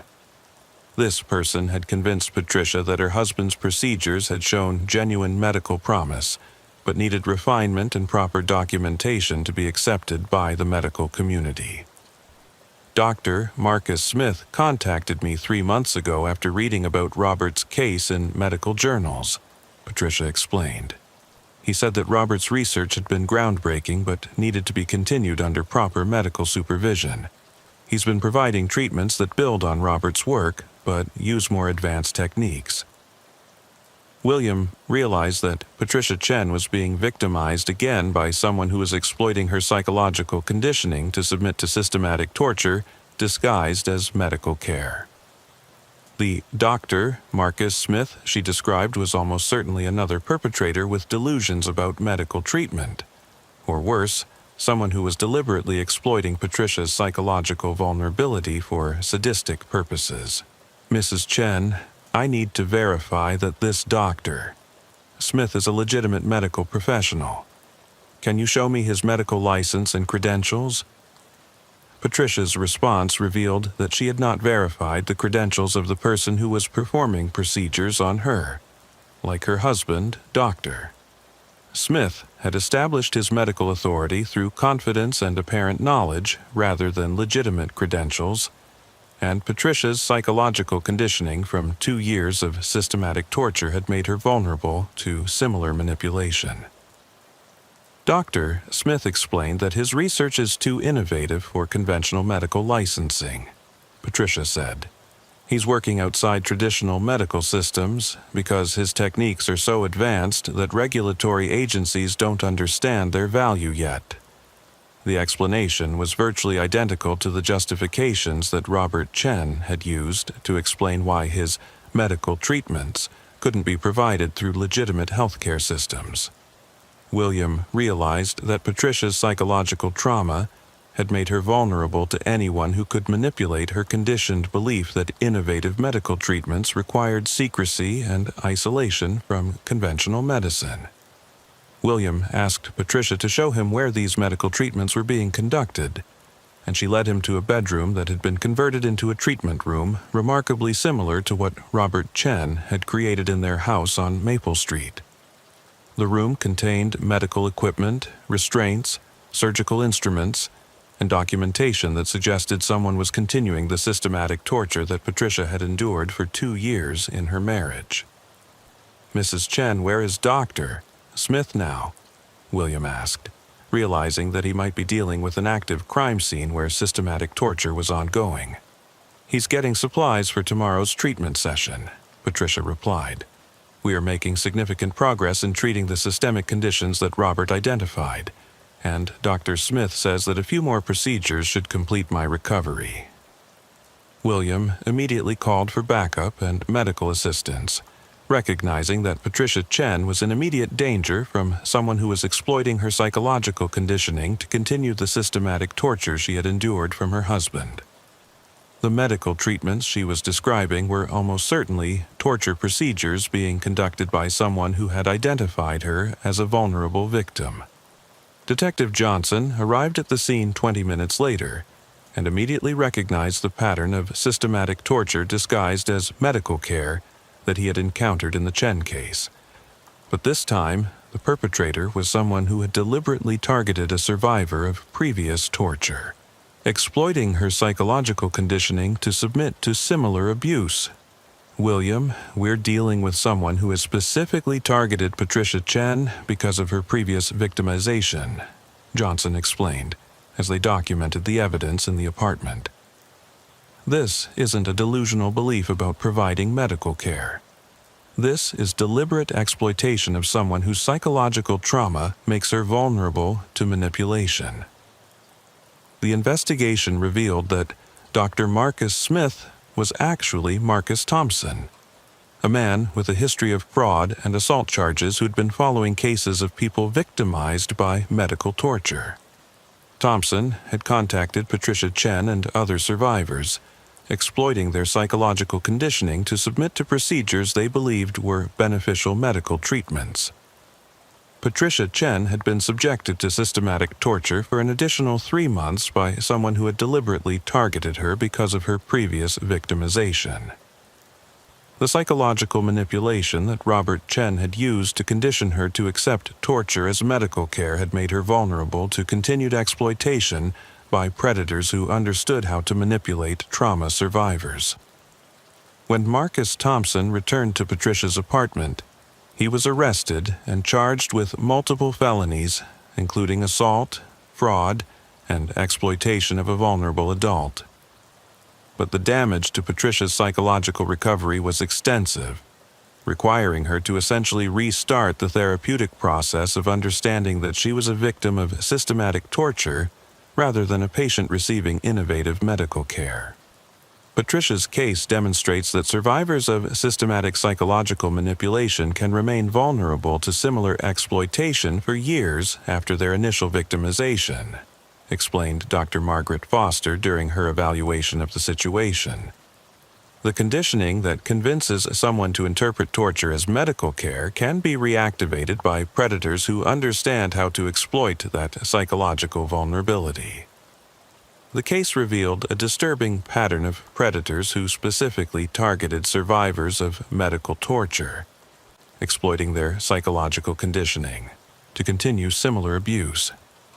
Patricia Chen's experience demonstrated that recovery from systematic psychological manipulation was a long and vulnerable process that could be disrupted by people who understood how to reactivate the victim's conditioned responses. Officer Rodriguez realized that the domestic disturbance call he had answered on Pine Street was connected to the case on Maple Street in ways that demonstrated the lasting impact of psychological trauma and the vulnerability of survivors to continued exploitation. Patricia Chen had not escaped the systematic torture she had endured in her marriage. She had simply become vulnerable to a different perpetrator who exploited the same psychological conditioning that her husband had created. The graveyard shift was ending as Rodriguez completed his paperwork and reflected on how a routine domestic disturbance call had revealed the ongoing victimization of someone he thought had been rescued 18 months earlier. Patricia Chen's case demonstrated that some forms of psychological damage created vulnerabilities that could be exploited by predators for years after the initial trauma occurred. But the case also demonstrated the importance of community vigilance and law enforcement follow-up in protecting survivors of systematic abuse. The anonymous neighbor who had called about the disturbance on Pine Street had potentially saved Patricia Chen from months of additional torture by someone who had deliberately targeted her because of her previous victimization. As dawn broke over Riverside, Rodriguez realized that the darkness he encountered during graveyard shifts extended beyond individual crimes to include the lasting psychological damage that could make survivors vulnerable to continued exploitation. Some victims never truly escaped their original victimization because the psychological conditioning created vulnerabilities that predators could recognize and exploit indefinitely. The evil that Rodriguez had discovered on Maple Street hadn't ended with Robert Chen's conviction. It had evolved and found new ways to continue through predators who understood that some forms of psychological damage created lifelong vulnerabilities that could be exploited by anyone who understood the victim's conditioned responses to manipulation disguised as care. Patricia Chen would spend years in specialized treatment trying to overcome not just her original systematic torture, but the additional psychological damage from being targeted and exploited because of her previous victimization. The graveyard shift had revealed that some crimes created victims who remained vulnerable to similar exploitation indefinitely, trapped in cycles of abuse that could be reactivated by predators who understood their psychological conditioning. In the quiet residential neighborhoods that Rodriguez patrolled during his graveyard shifts, other survivors of systematic abuse were living with psychological damage that made them vulnerable to continued exploitation. The darkness that came out at night included predators who specialized in identifying and targeting people whose previous victimization had created the specific psychological vulnerabilities they knew how to manipulate. And somewhere in Riverside, other perpetrators were developing elaborate justifications for systematic torture, convincing themselves and their victims that inflicting pain was actually providing care, love, or medical treatment. The graveyard shift continued night after night, with officers responding to calls that sometimes revealed crimes so psychologically sophisticated that the victims couldn't understand they were being victimized until years of systematic abuse had created psychological damage that might never fully heal. Officer Jennifer Clark had been walking the graveyard shift beat in Sacramento's Elmhurst neighborhood for 11 years, and she developed an intuitive sense for when something was wrong in the quiet residential area she patrolled on foot during the darkest hours of the night.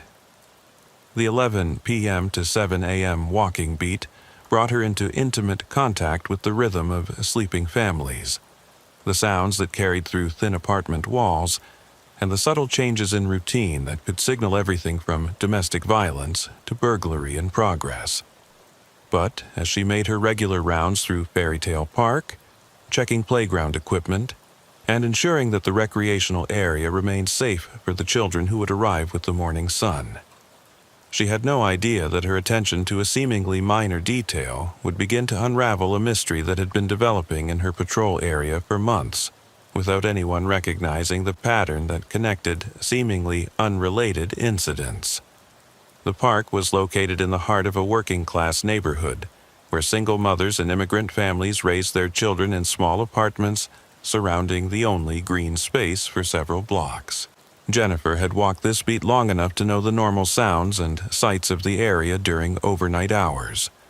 Which apartment windows showed late-night television viewing, which teenagers gathered at the basketball court after dark, and which homeless individuals sought shelter in the park's covered picnic areas during cold weather. At exactly 3:26 a.m., as Jennifer conducted her routine security check of the playground equipment, she noticed something that violated the established pattern of how the park appeared during her nightly visits. A child's bicycle was chained to the monkey bars in the center of the playground, secured with a combination lock, and positioned as if someone had deliberately placed it there to be discovered. Jennifer had never seen the bicycle before during her 11 years of overnight patrols, and its presence at 3:26 a.m. was deeply concerning, because children didn't ride bicycles to the park in the middle of the night, and parents didn't allow their children's bikes to remain unattended in a public area overnight. The bicycle appeared to be in good condition, suggesting it belonged to a child whose family cared about maintaining their belongings, which made its abandonment in the park even more unusual. The bicycle was small, probably sized for a child between 8 and 10 years old, and it was bright red with decorative streamers attached to the handlebars. Jennifer could see that it had been secured to the monkey bars with care, using a good quality combination lock that suggested someone had taken time to ensure the bicycle wouldn't be stolen while it remained in the park. Jennifer approached the bicycle carefully and began documenting its appearance and location, following department protocol for investigating abandoned property that might be connected to criminal activity or missing persons. As she examined the bicycle more closely, she found details that transformed her concern about an abandoned bike into alarm about a potentially missing child. Attached to the bicycle's handlebar was a small backpack that contained school supplies, a lunchbox with food that appeared fresh, and a folder of homework assignments with the child's name written in careful elementary school handwriting. The homework was dated for the previous day and appeared to be completed, suggesting that the bicycle's owner had been preparing for a normal school day when something had interrupted their routine. The name on the homework assignments was Emma Martinez, Grade 3, Mrs. Peterson's class. Jennifer immediately recognized that she was potentially looking at evidence connected to a missing child case, and she began following department procedures for documenting and investigating circumstances that might involve child endangerment or abduction. Jennifer radioed dispatch to report her discovery and request guidance on investigating the abandoned bicycle and its contents. Unit 7, I have located an unattended child's bicycle in Fairytale Park that appears to belong to Emma Martinez, approximately 8 to 10 years old. The bicycle is secured with a lock and contains school materials suggesting the child was preparing for normal activities, requesting Detective Division and Missing Persons to determine if this child has been reported missing. Copy Unit 7, checking Missing Persons database for Emma Martinez. Stand by for information. As Jennifer waited for information from dispatch, she continued examining the area around the bicycle for any additional evidence that might provide clues about how it had come to be abandoned in the park during overnight hours. The playground appeared otherwise normal, with no signs of struggle or disturbance that would indicate violence or forced abduction. However, as Jennifer expanded her search to include the area surrounding the playground, she began to notice other details that suggested the bicycle's presence might be part of a larger pattern of unusual activity in the park during overnight hours. Near the picnic area, Jennifer found evidence that someone had been spending time in the park during hours when it should have been empty. There were fresh food wrappers, drink containers, and what appeared to be a small camping chair that had been concealed behind the public restrooms. The evidence suggested that someone had been using the park as a regular gathering place during overnight hours. More concerning, Jennifer found what appeared to be additional children's belongings scattered in different areas of the park. A small jacket hanging from a tree branch near the basketball court, a pair of child's shoes placed neatly beside a park bench, and a stuffed animal positioned on top of the picnic table closest to the playground equipment. The children's belongings appeared to have been placed deliberately rather than dropped accidentally, and their distribution throughout different areas of the park suggested that someone had been collecting and displaying children's items in a way that created a disturbing pattern of child-related objects in locations where no children should have been present during overnight hours. Jennifer's radio crackled with information from dispatch that confirmed her growing concern about the significance of what she had discovered. Unit 7. We have a missing person report filed at 11:47 p.m. yesterday for Emma Martinez, age 9, reported missing by her mother when the child failed to return home from school. Description matches the school materials you've located. The confirmation that Emma Martinez was a missing child transformed Jennifer's investigation from abandoned property to potential evidence in an active abduction case. Jennifer immediately secured the area and requested that Detective Division and Crime Scene Investigation respond to document and analyze the evidence she had discovered. Unit 7 requesting immediate detective and CSI response to Fairy Tale Park. I have located evidence potentially connected to Emma Martinez's missing child case, including bicycle, personal belongings, and additional children's items that suggest a pattern of activity requiring investigation. Copy Unit 7. Detective Rodriguez and CSI team en route. ETA 12 minutes. Secure the scene and document everything without disturbing potential evidence. As Jennifer waited for Detective Division to arrive, she continued her systematic examination of the park and began to recognize that what she had initially thought was a single abandoned bicycle was actually evidence of a much more disturbing pattern of activity involving multiple children's belongings distributed throughout the recreational area. The children's items she had found were all clean, in good condition, and appeared to have been placed deliberately rather than lost or abandoned accidentally. Someone had been collecting children's belongings and arranging them throughout the park in a way that suggested either a deeply disturbed individual or someone who was using the items to send a message or create a specific psychological effect. Jennifer's 11 years of walking the graveyard shift had taught her to recognize when seemingly unrelated details formed patterns that indicated serious criminal activity. The distribution of children's belongings throughout Fairy Tale Park during overnight hours, combined with the missing child report for Emma Martinez, suggested that someone had been using the park for activities involving children during hours when legitimate family use of the recreational area would not occur. The graveyard shift was supposed to involve routine patrol of a quiet residential neighborhood where families slept peacefully in their apartments and children remained safely in their beds until morning brought them to the park for legitimate recreational activities. Instead, Jennifer's routine patrol had uncovered evidence suggesting that someone had been using the overnight hours to engage in activities involving children that created patterns of evidence requiring immediate investigation by specialists in crimes against children. As Detective Rodriguez arrived to take over the investigation, Jennifer realized that her discovery of Emma Martinez's bicycle had potentially uncovered evidence of predatory activity targeting children in a neighborhood where families believed their children were safe and protected. The overnight hours that Jennifer patrolled to ensure community safety had been used by someone to engage in activities that threatened the most vulnerable members of the community she was sworn to protect. Detective Luis Rodriguez had been investigating crimes against children for 9 years. and he immediately recognized that Officer Clark's discovery in Fairy Tale Park represented evidence of predatory behavior that exceeded simple child abduction. As he examined the children's belongings that had been distributed throughout the park, Rodriguez realized that he was looking at what appeared to be a collection that had been assembled over an extended period of time.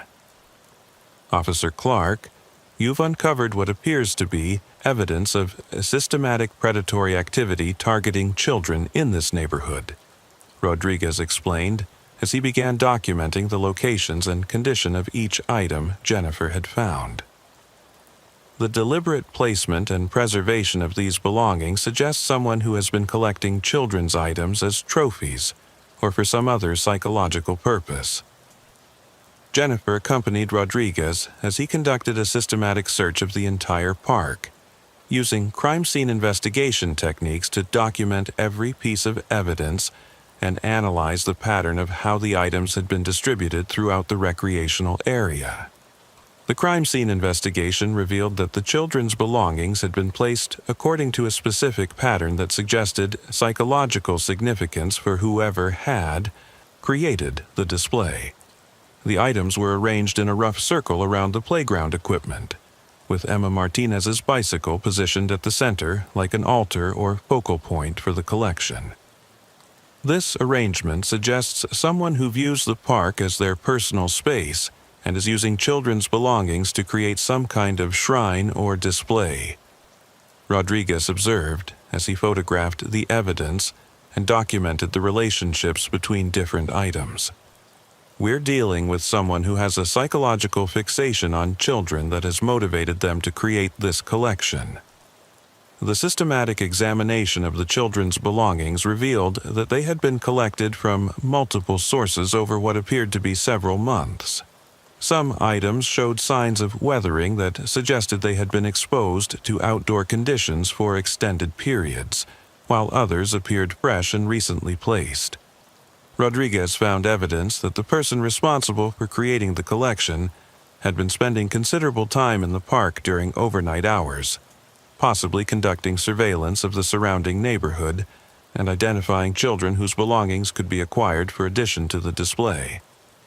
Officer Clark, based on what we're seeing here, I believe we're dealing with someone who has been operating in this area for months, possibly years, Rodriguez explained. The number of items and the systematic way they've been arranged suggest a level of planning and obsession that indicates serious psychological disorder and potential danger to children.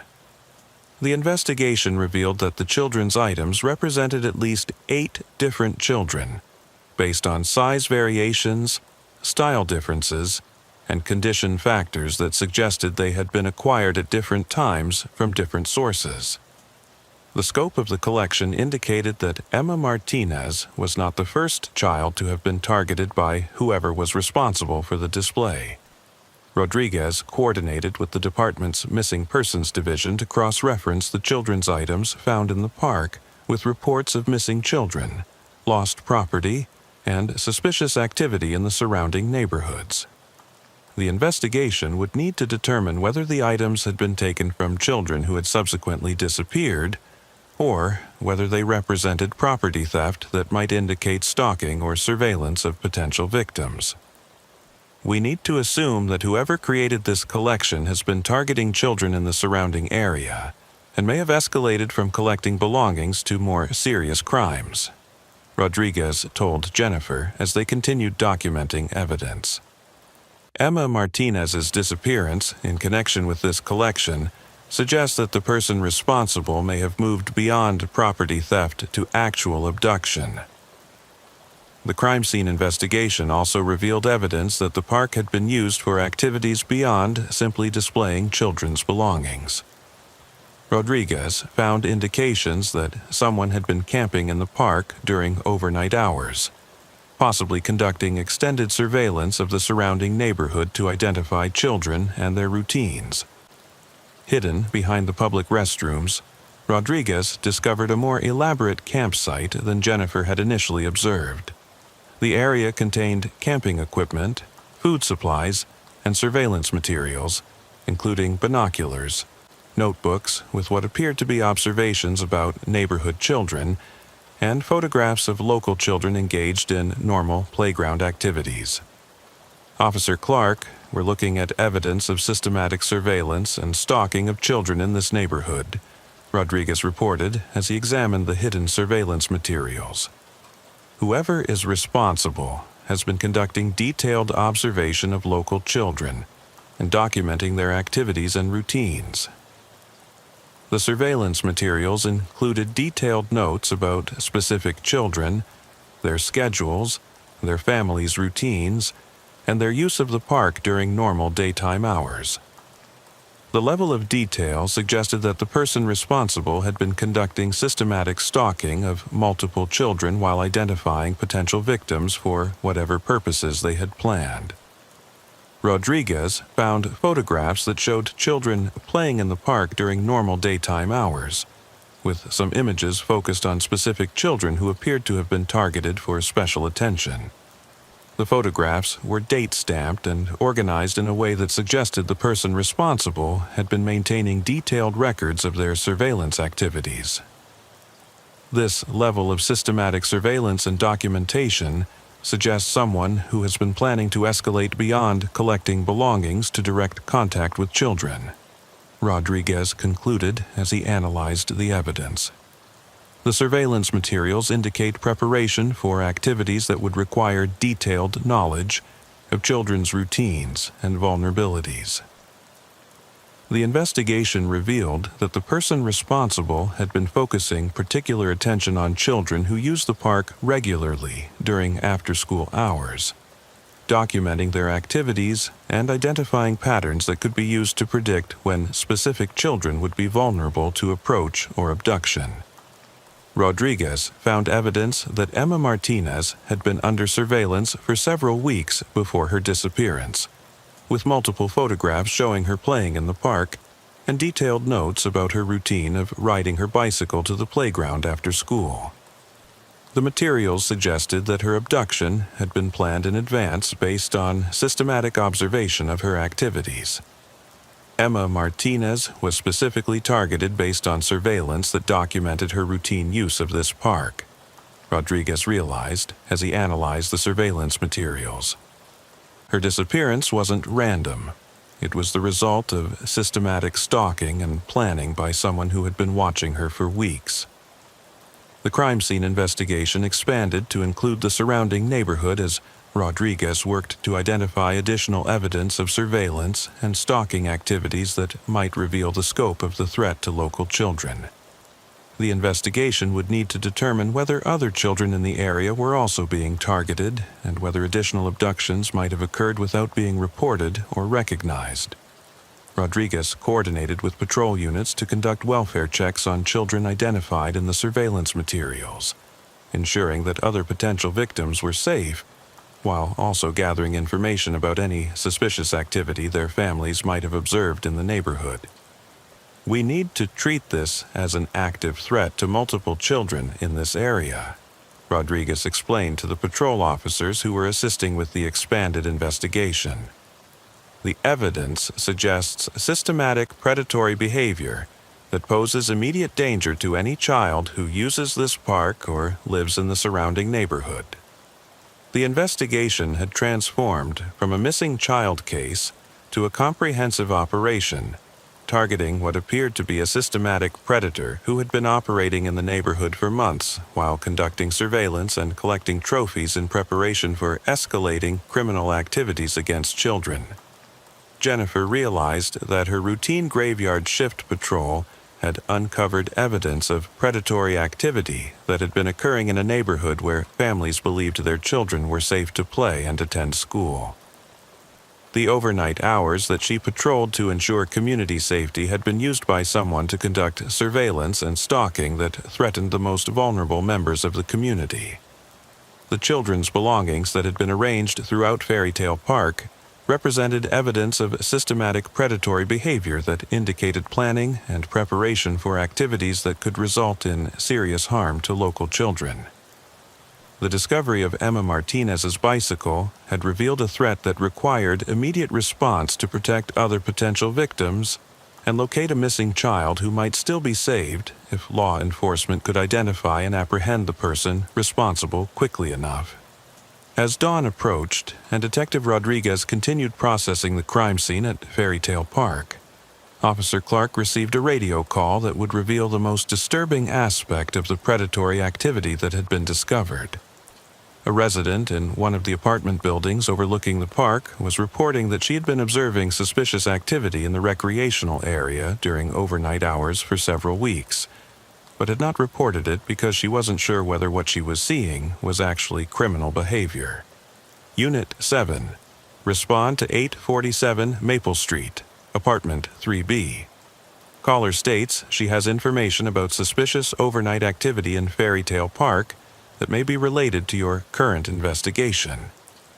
Jennifer left Detective Rodriguez to continue processing the crime scene and responded to the apartment building where she would gather information that would reveal the systematic nature of the predatory activity and provide crucial intelligence about the person responsible for Emma Martinez's disappearance.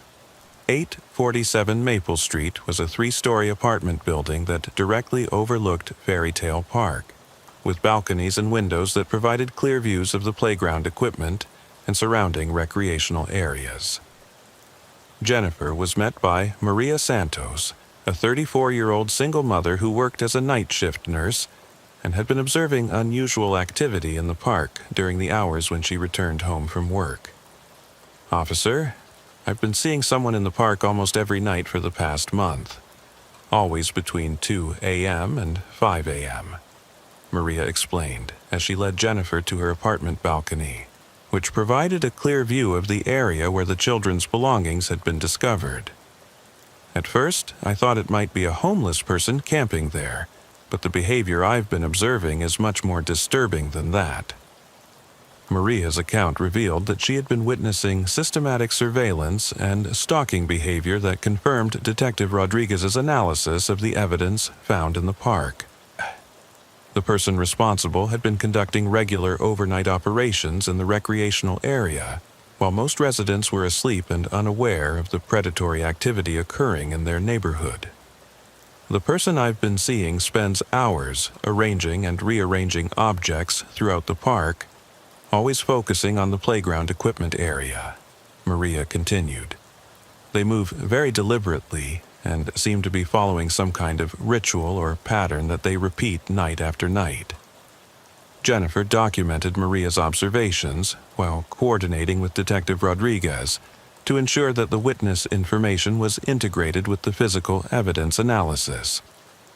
Maria's account provided crucial intelligence about the operational patterns of the person responsible for the children's collection and Emma Martinez's disappearance. "Can you describe the person you've been observing?" Jennifer asked, recognizing that Maria's witness testimony might provide the first description of the suspect in the case. "It's difficult to see details from this distance, especially at night, but I can tell you that it's definitely an adult, probably male based on body size and movement patterns," Maria replied. "They wear dark clothing and seem very familiar with the park layout, moving around without any hesitation or need to use artificial light." Maria's observation about the suspect's familiarity with the park confirmed that the predatory activity had been conducted by someone who had extensive knowledge of the area and had been operating there for an extended period. The systematic nature of the behavior suggested someone who had developed detailed plans and routines for conducting surveillance and collecting evidence while avoiding detection. "Officer, there's something else that's been bothering me about what I've observed," Maria continued. "The person doesn't just arrange objects in the park, they also spend time watching the apartment buildings around the park, as if they're studying the residents and learning about our routines." The revelation that the suspect had been conducting surveillance of the residential area surrounding the park added another dimension to the threat, and suggested that the predatory activity extended beyond targeting children who used the recreational facilities to include studying the families who lived in the neighborhood. Jennifer realized that the suspect had been gathering intelligence about the entire community, identifying children who lived in the area, and learning about family routines that could be used to predict when children would be vulnerable to approach or abduction. Maria, have you noticed any particular attention to specific apartments or families? Jennifer asked, thinking about the surveillance materials that Detective Rodriguez had found hidden in the park. Yes, and that's what made me finally decide to call, Maria replied. For the past week, the person has been spending most of their time focused on the playground equipment and the apartment buildings where families with young children live. It seemed like they were studying specific families and learning about their schedules. Maria's observations confirmed that Emma Martinez's abduction had been the result of systematic surveillance and planning, rather than a random, opportunistic crime. The suspect had been conducting intelligence-gathering operations that allowed them to identify potential victims and plan their approach based on detailed knowledge of children's routines and family schedules. Jennifer coordinated with Detective Rodriguez to expand the investigation to include all apartment buildings overlooking the park, recognizing that additional witnesses might have observed the suspect's surveillance activities and could provide information crucial for identifying and apprehending the person responsible. Detective Rodriguez, we have a witness who has been observing systematic surveillance activity in the park area for approximately 1 month, Jennifer radioed. The suspect has been conducting regular overnight operations and has been focusing surveillance on apartment buildings where families with children reside. Copy Unit 7. I'm finding additional evidence that confirms systematic surveillance and stalking. We need to treat this as an immediate threat to all children in the surrounding area and expand our investigation to identify additional potential victims. The witness information provided by Maria Santos revealed that the predatory activity had been conducted with a level of systematic planning and surveillance that exceeded what would be expected from typical predatory behavior. The suspect had been operating like an intelligence professional, conducting detailed surveillance and analysis before selecting targets and planning their approach. Jennifer's investigation expanded to include interviews with additional residents of the apartment buildings overlooking the park, gathering information about any suspicious activity or approaches to children that might have been observed during the period when the suspect had been conducting surveillance operations. The expanded investigation revealed that several families had noticed unusual attention to their children during recent weeks, including adults who had attempted to engage children in conversation near the park, and individuals who had been observed watching children's activities from positions that provided concealment and extended observation opportunities. We're dealing with someone who has been conducting systematic intelligence gathering and surveillance in preparation for predatory activities targeting multiple children, Jennifer reported to Detective Rodriguez, as the investigation revealed the scope of the threat. The evidence suggests planning and preparation that indicates serious intent to harm children in this neighborhood. The investigation had revealed that Emma Martinez's disappearance was part of a systematic campaign of predatory activity that had been developing for months and represented an immediate threat to all children in the surrounding area.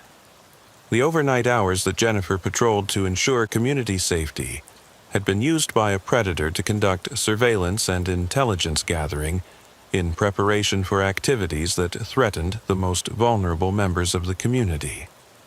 The children's collection found in Fairytale Park represented evidence of systematic stalking and surveillance that had culminated in the abduction of at least one child, and potentially indicated planning for additional crimes against other children in the neighborhood. As Jennifer Clark's graveyard shift was officially ending, and day shift officers were beginning their patrol duties, Detective Rodriguez made a discovery at Fairytale Park that would transform the investigation from a missing child case into something far more disturbing. Hidden beneath the playground equipment, Rodriguez found evidence of an underground space that had been excavated and used for purposes that exceeded simple surveillance and collection of children's belongings. Officer Clark, before you end your shift, I need you to see what we've found beneath the playground, Rodriguez called as Jennifer was preparing to leave the scene. The investigation has revealed evidence that suggests the predatory activity has been much more extensive than we initially realized. Jennifer returned to the park where crime scene investigators had uncovered a hidden entrance to an underground chamber that had been excavated beneath the playground equipment. The entrance was concealed by removable sections of playground flooring that could be lifted to reveal a ladder leading down into a space that appeared to have been used for extended periods. The underground chamber appears to have been used as a base of operations for surveillance and potentially for holding victims, Rodriguez explained, as he prepared to examine the underground space. The level of excavation and construction suggests someone who has been planning these activities for a very long time. The underground chamber was larger and more sophisticated than anything that could have been created quickly or without extensive planning and resources. The space contained lighting, ventilation, and furnishings that suggested it had been designed for extended occupation and possibly for holding people against their will. Jennifer descended into the underground chamber and immediately recognized that she was looking at evidence of predatory activity that exceeded anything in her 11 years of law enforcement experience. The chamber contained restraints, surveillance equipment, and living accommodations that suggested it had been designed for holding and monitoring victims over extended periods. Detective Rodriguez, this appears to be designed as a holding facility for kidnapped children, Jennifer observed as she examined the restraints and monitoring equipment.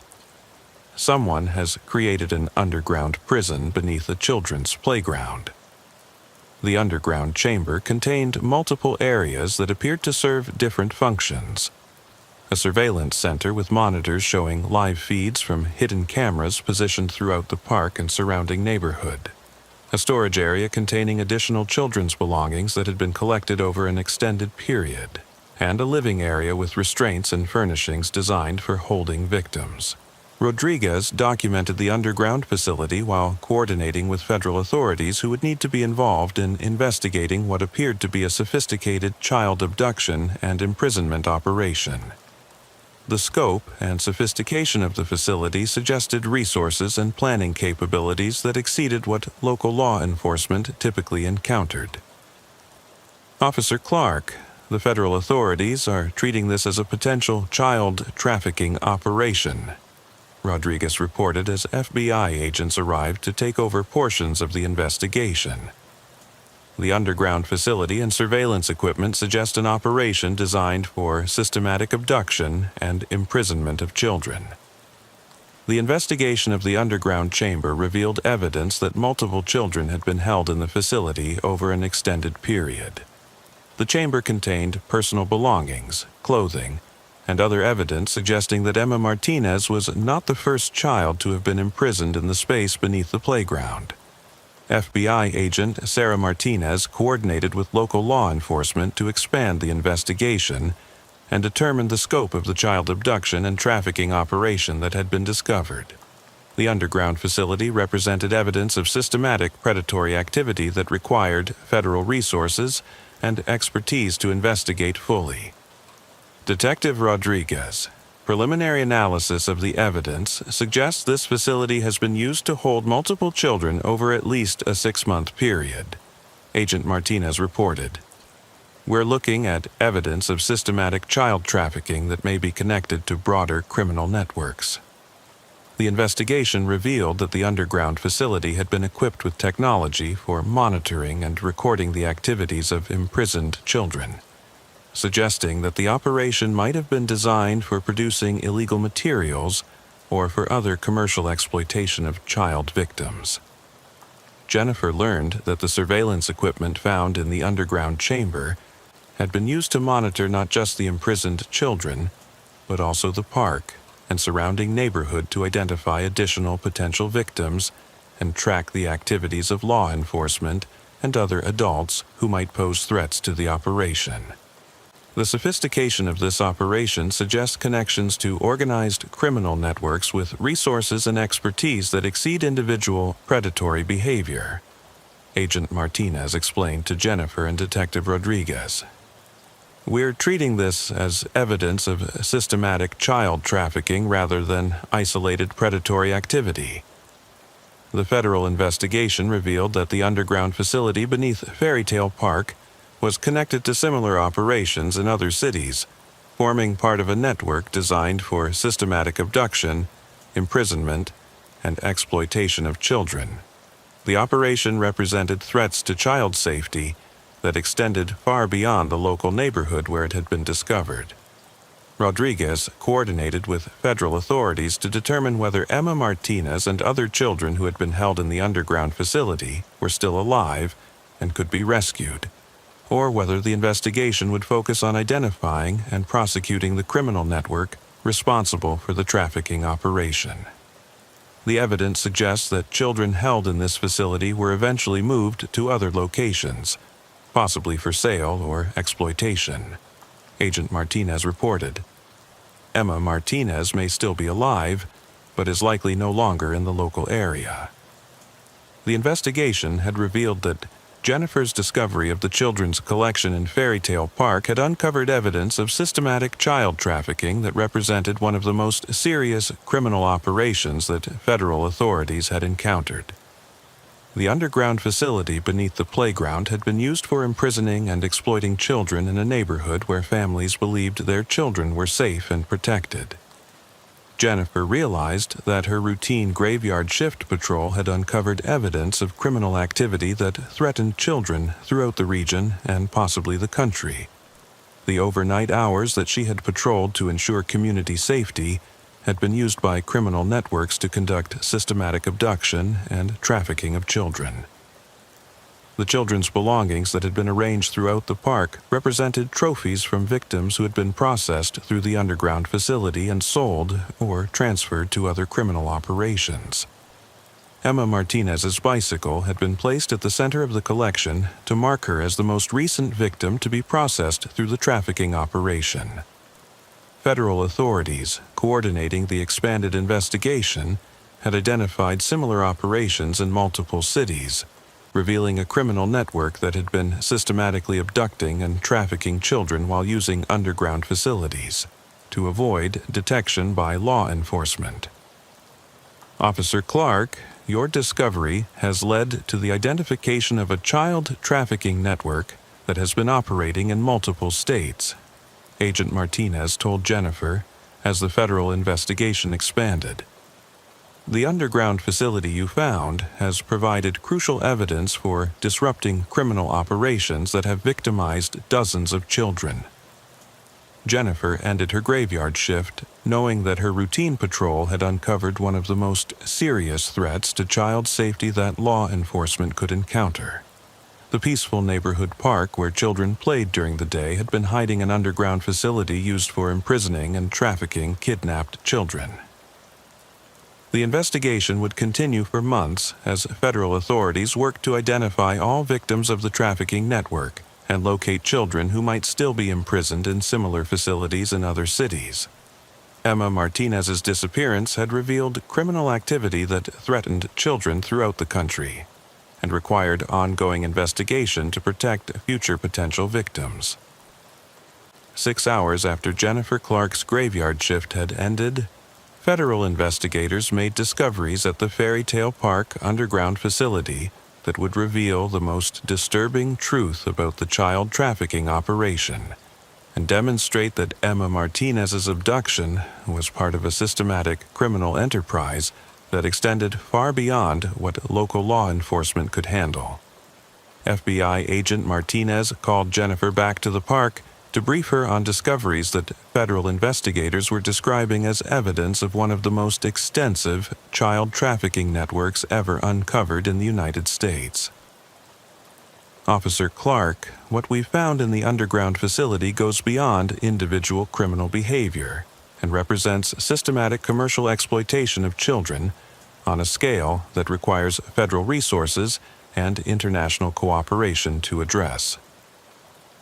Jennifer returned to find Fairytale Park transformed into a major federal crime scene with dozens of agents, technical specialists, and child protection experts analyzing evidence that revealed the true scope of the criminal network that had been operating beneath the playground. The expanded investigation of the underground facility had revealed that it was connected to a sophisticated network of similar installations throughout the western United States, forming part of a commercial operation designed for systematic abduction, processing, and distribution of children for various forms of exploitation. Officer Clark, the underground facility you discovered has been operating as a processing center for a child trafficking network that includes operations in at least 12 other cities, Agent Martinez explained, as Jennifer was briefed on the discoveries that had been made. The children held here were being prepared for transfer to other locations where they would be sold or exploited commercially. Detective Rodriguez joined the briefing and learned that the surveillance materials found in the underground facility had been used not just to identify local victims, but to gather intelligence for the broader trafficking network about law enforcement activities, community patterns, and potential threats to their operations. The surveillance operation was designed to ensure that the trafficking network could operate without detection, while also identifying law enforcement personnel and community members who might pose threats to their activities, Rodriguez learned from federal investigators. The investigation revealed that the child trafficking network had been operating for over 3 years and had processed hundreds of children through facilities like the one found beneath Fairy Tale Park. The network had developed sophisticated methods for identifying, abducting, and processing victims while avoiding detection by law enforcement agencies. Federal investigators analyzing evidence from the underground facility discovered that the trafficking network operated like a commercial business, with specialized roles for different participants and systematic approaches to victim acquisition, processing, and distribution. The network includes people responsible for surveillance and victim identification, others who handle abduction and initial processing, and specialists who manage transportation and final placement of victims, Agent Martinez explained. It's organized like a legitimate business operation, but focused on the systematic exploitation of children. Jennifer learned that the person responsible for creating the children's collection and abducting Emma Martinez was part of a larger criminal organization that included dozens of participants with different specialized functions. The individual predatory behavior that had initially appeared to be the work of a single disturbed person was actually part of a systematic commercial operation. The federal investigation revealed that the trafficking network had been targeting children from specific demographic groups and geographic areas based on market demands from customers who purchased children for various forms of exploitation. The network operated according to supply and demand principles, with different types of children being acquired based on customer specifications. The trafficking network operates according to orders from customers who specify the types of children they want to purchase, Agent Martinez explained. Emma Martinez was targeted because she matched specifications that had been provided by customers for children with her physical characteristics and background. The commercial nature of the trafficking operation meant that Emma Martinez and other children had been abducted not for the personal gratification of individual predators, but as products to be sold to customers who purchased children for exploitation purposes. Rodriguez learned that the trafficking network had been using sophisticated communication and coordination systems to manage their operations across multiple cities while avoiding detection by law enforcement. The network included participants with expertise in security, transportation, and financial operations that allowed them to function like a legitimate business organization.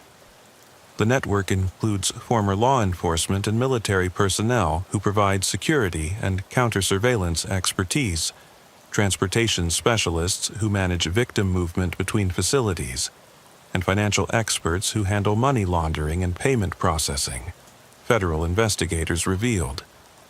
The investigation had uncovered evidence that some law enforcement and government officials had been providing protection and intelligence to the trafficking network in exchange for financial payments. The corruption investigation would extend the case beyond criminal trafficking to include official misconduct and conspiracy charges against public officials. Officer Clark, the trafficking network includes corrupted officials who have been providing protection and advance warning about law enforcement activities, Agent Martinez told Jennifer. Your discovery has exposed corruption that reaches into law enforcement and government agencies at multiple levels. The corruption investigation revealed that the trafficking network had been operating with inside information about law enforcement activities, allowing them to avoid detection and continue their operations, despite ongoing investigations by agencies that were unaware their activities were being monitored and compromised. Jennifer realized that her graveyard shift discovery had uncovered not just child trafficking, but systematic corruption that had been protecting criminal operations and preventing law enforcement from protecting vulnerable children. The federal investigation expanded to include internal affairs, investigations of law enforcement agencies, and comprehensive reviews of government officials who might have been providing protection to the trafficking network.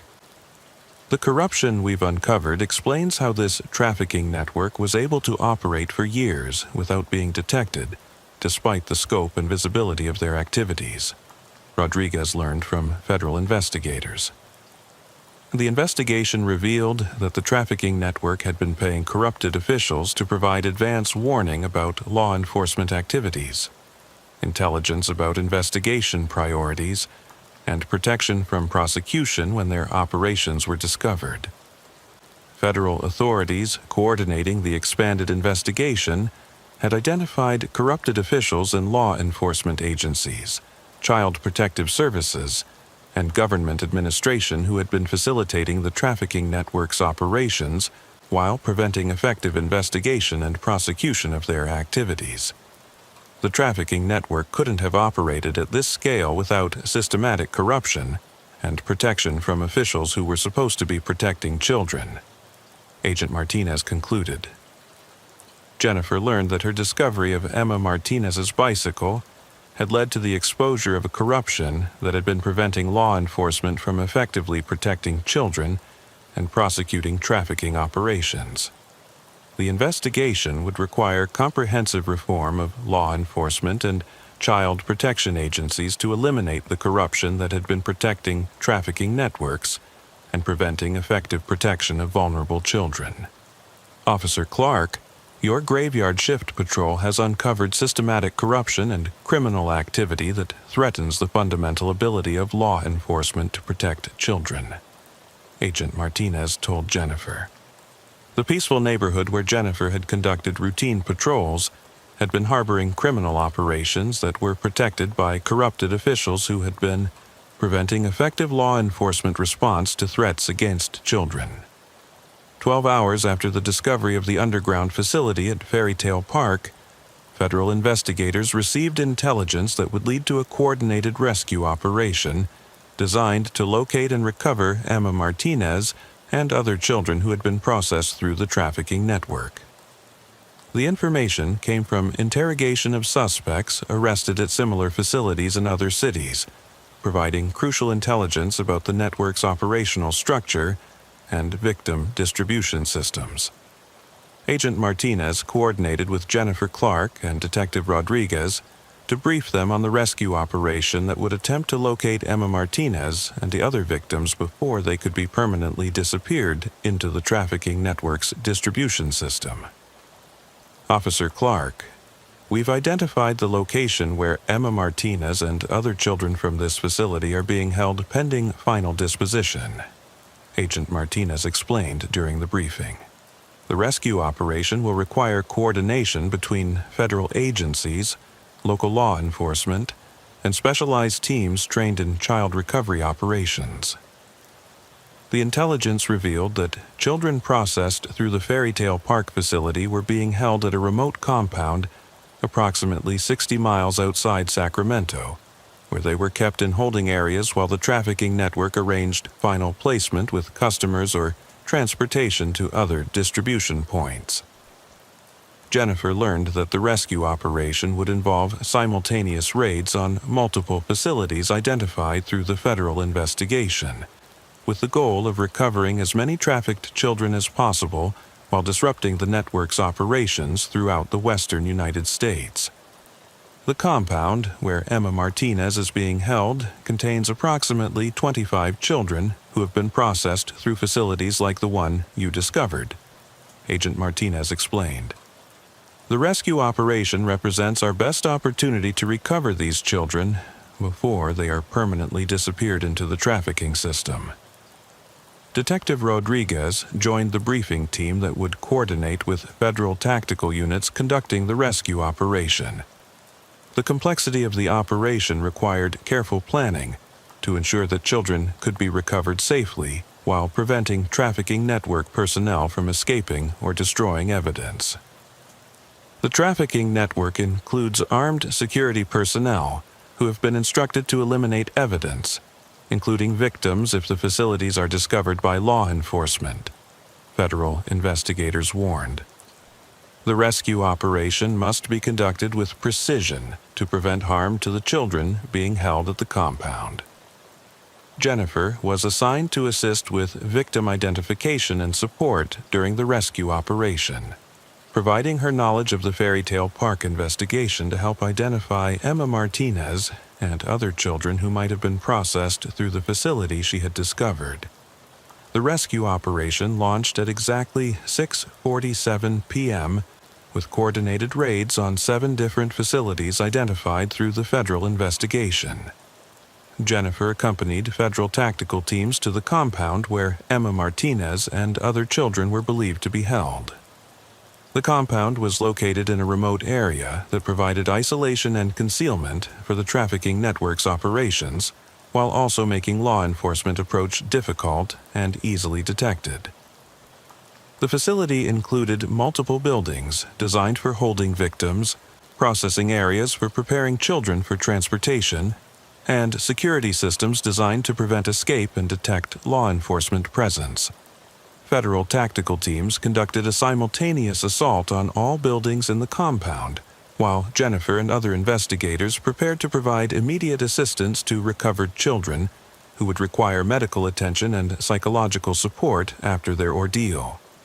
The rescue operation successfully recovered 23 children ranging in age from 6 to 14 years old, including Emma Martinez, who was found in a holding area where children were kept while awaiting final disposition by the trafficking network. Officer Clark, we've found Emma Martinez. Agent Martinez radioed as the tactical operation secured the compound. She's alive and conscious but will require immediate medical attention and specialized care to address the trauma she's experienced. Jennifer was reunited with Emma Martinez during the initial victim recovery phase of the operation, providing the continuity between her discovery of the child's bicycle and the successful rescue that had resulted from the investigation her graveyard shift patrol had initiated. Emma Martinez was physically unharmed, but showed signs of psychological trauma consistent with prolonged captivity and exposure to the threatening environment of the trafficking operation. Her recovery represented a successful outcome for the investigation that had begun with Jennifer's observation of an abandoned bicycle in Fairy Tale Park. "Emma, you're safe now," Jennifer told the child, as medical personnel prepared her for transport to a specialized facility equipped to provide care for trafficking victims. "Your mom has been waiting for you, and we're going to make sure you get home safely." The rescue operation also recovered 22 other children who had been processed through trafficking facilities similar to the one discovered beneath Fairy Tale Park. The children represented victims from multiple states who had been abducted and processed through the network's systematic exploitation operations. Federal investigators conducting the rescue operation arrested 17 trafficking network personnel at the compound, including individuals responsible for security, victim processing, and coordination with other network facilities. The arrests at this compound have provided crucial intelligence about the trafficking network's operations and have led to the identification of additional facilities and personnel, Agent Martinez reported, as the rescue operation concluded successfully. The successful recovery of Emma Martinez and the other children represented a significant victory against systematic child trafficking, but federal investigators emphasized that the network's operations extended beyond what had been discovered and would require ongoing investigation to completely dismantle. Jennifer's role in the rescue operation provided closure for the investigation that had begun with her routine graveyard shift patrol, demonstrating how individual police work could lead to major federal operations that saved the lives of vulnerable children. Officer Clark, your observation of an abandoned bicycle has led to the rescue of 23 trafficked children and the disruption of criminal operations that threatened children throughout the western United States, Agent Martinez told Jennifer as the rescue operation concluded. The investigation had revealed that routine police work during graveyard shift patrols could uncover evidence of the most serious threats to community safety and child protection. Jennifer's attention to details that violated normal patterns had led to discoveries that saved children's lives and disrupted criminal networks. Emma Martinez was reunited with her family after receiving medical evaluation and initial counseling to address the trauma of her captivity. Her recovery represented hope for other families whose children had been victimized by trafficking networks and demonstrated that effective law enforcement could successfully rescue victims and disrupt criminal operations. The investigation would continue for months as federal authorities worked to dismantle the complete trafficking network and identify all victims and perpetrators involved in the systematic exploitation of children. 2 weeks after the successful rescue operation, Jennifer Clark was back on her regular graveyard shift patrol when federal investigators contacted her with disturbing information about discoveries they had made while analyzing evidence from the trafficking network facilities. Agent Martinez called Jennifer to inform her that the investigation had revealed connections to additional criminal activities that extended far beyond child trafficking. Officer Clark, the trafficking network we disrupted was only one component of a much larger criminal enterprise that includes operations we are still working to understand. Agent Martinez explained during a briefing that would reveal the most disturbing truth about what Jennifer's graveyard shift discovery had uncovered. Jennifer learned that analysis of evidence from the underground facility at Fairy Tale Park and the compound where the children had been rescued had revealed connections to criminal networks involved in multiple forms of exploitation and illegal activities that posed threats extending beyond child trafficking. The trafficking network was operating as part of a comprehensive criminal enterprise that includes organ trafficking, forced labor operations, and international smuggling activities, Agent Martinez revealed. The children were being processed not just for sexual exploitation, but for various forms of commercial use, including organ harvesting and forced labor. The revelation that the criminal network had been involved in organ trafficking added a horrifying dimension to Emma Martinez's ordeal and the experiences of other children who had been processed through the system Jennifer had discovered. Detective Rodriguez joined the briefing and learned that some children processed through the trafficking network had been selected for organ harvesting operations rather than traditional forms of exploitation, representing a level of criminal activity that exceeded what law enforcement typically encountered. The network includes medical personnel who have been conducting organ harvesting operations on children who were determined to be suitable donors for customers who purchase organs for transplantation, federal investigators revealed. The organ trafficking operations explained some of the medical equipment and facilities that had been found in the underground installations, which had initially been attributed to general medical support for trafficking operations, but were actually designed for surgical procedures. Jennifer realized that Emma Martinez's rescue had prevented her from becoming a victim of organ harvesting rather than sexual exploitation, representing an even more immediate threat to her life than what investigators had initially understood. The trafficking network was sorting children into different categories based on physical characteristics, medical compatibility, and market demand for various forms of exploitation, Agent Martinez explained. Emma Martinez was being evaluated for organ compatibility when the rescue operation occurred. The investigation revealed that the criminal network had been operating medical facilities disguised as legitimate businesses, where organ harvesting operations were conducted on trafficked children whose organs were sold to customers willing to pay premium prices for transplantation procedures. Federal investigators analyzing the network's financial records discovered that organ trafficking generated significantly more revenue than traditional forms of child exploitation, making it the primary focus of the criminal enterprise, despite the additional complexity and risks involved. The network was generating millions of dollars in revenue through organ trafficking operations that used trafficked children as involuntary donors, investigators revealed. The children were essentially being treated as sources of commercial organ supply. Jennifer learned that the surveillance and selection processes she had discovered at Fairy Tale Park were designed not just to identify children for abduction, but to evaluate their suitability for organ harvesting based on medical criteria and compatibility factors. The systematic surveillance was designed to gather medical and genetic information about potential victims to determine their value for organ trafficking operations, Agent Martinez explained. The investigation revealed that the criminal network included medical professionals who had been conducting compatibility testing and surgical procedures while maintaining legitimate medical practices that provided cover for their involvement in organ trafficking. Rodriguez learned that some of the medical personnel involved in the organ trafficking operations were practicing physicians who used their legitimate medical access to identify potential recipients and facilitate illegal transplantation procedures. The network includes surgeons, anesthesiologists, and other medical professionals who have been conducting organ harvesting and transplantation procedures while maintaining legitimate medical practices, federal investigators reported.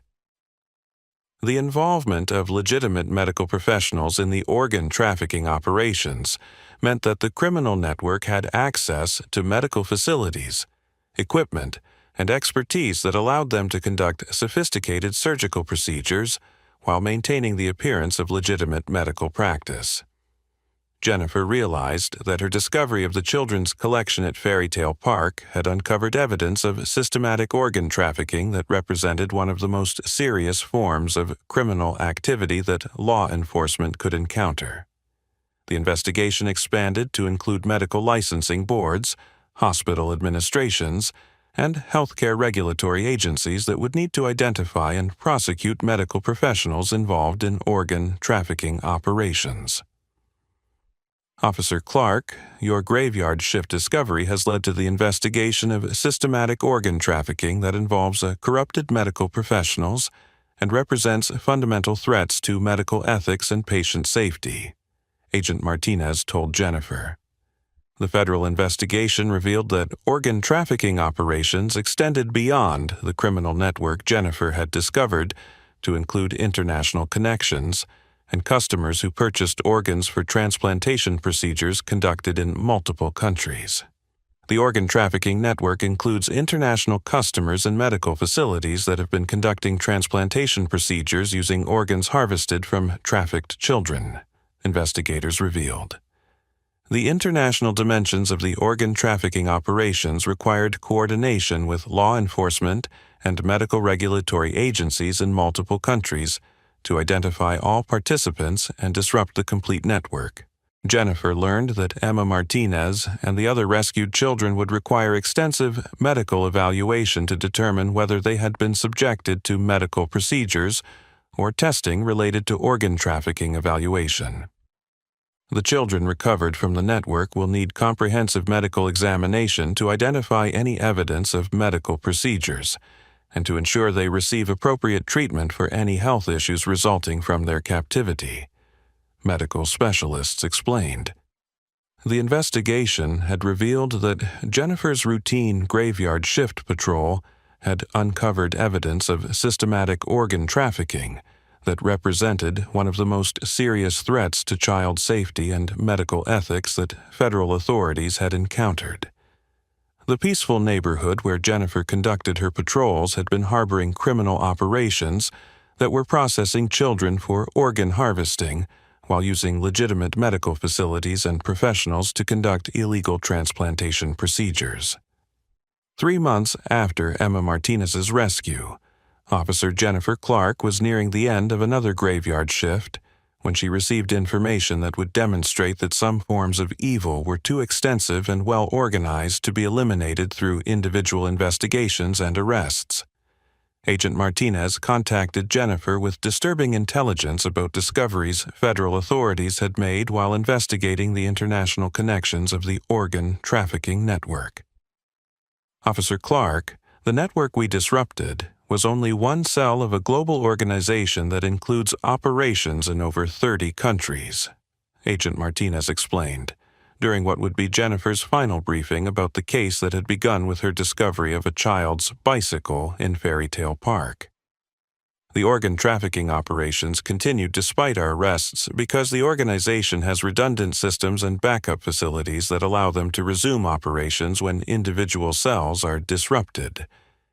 Jennifer learned that federal investigations in multiple countries had revealed that systematic organ trafficking using trafficked children was conducted by international criminal organizations with resources and capabilities that exceeded what any individual country's law enforcement could address comprehensively. The organization includes medical professionals, government officials, transportation specialists, and financial experts in dozens of countries who coordinate to provide organs for customers willing to pay premium prices for transplantation procedures, Agent Martinez revealed.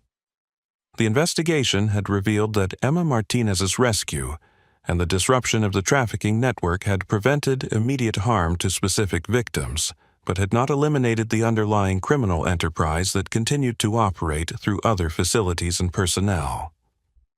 Detective Rodriguez joined Jennifer for the final briefing and learned that similar trafficking and organ harvesting operations had been identified in major cities throughout the United States and internationally, representing a form of systematic criminal activity that posed ongoing threats to children worldwide.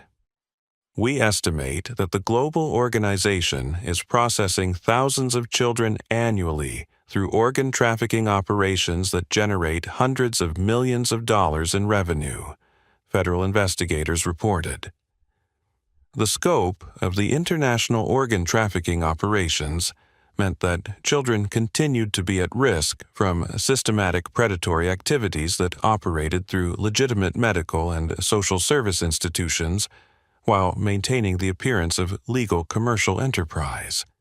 Jennifer realized that her graveyard shift discovery had uncovered evidence of criminal activity that was too extensive and well protected to be eliminated through traditional law enforcement methods, requiring ongoing international cooperation and systematic changes to medical and social service systems. Officer Clark, the organization we've identified, represents a form of systematic exploitation that challenges fundamental assumptions about medical ethics, child protection, and international criminal justice, Agent Martinez concluded. The investigation had revealed that organ trafficking using trafficked children was conducted through networks that included corrupted medical professionals, government officials, and legitimate businesses that provided cover and protection for criminal operations.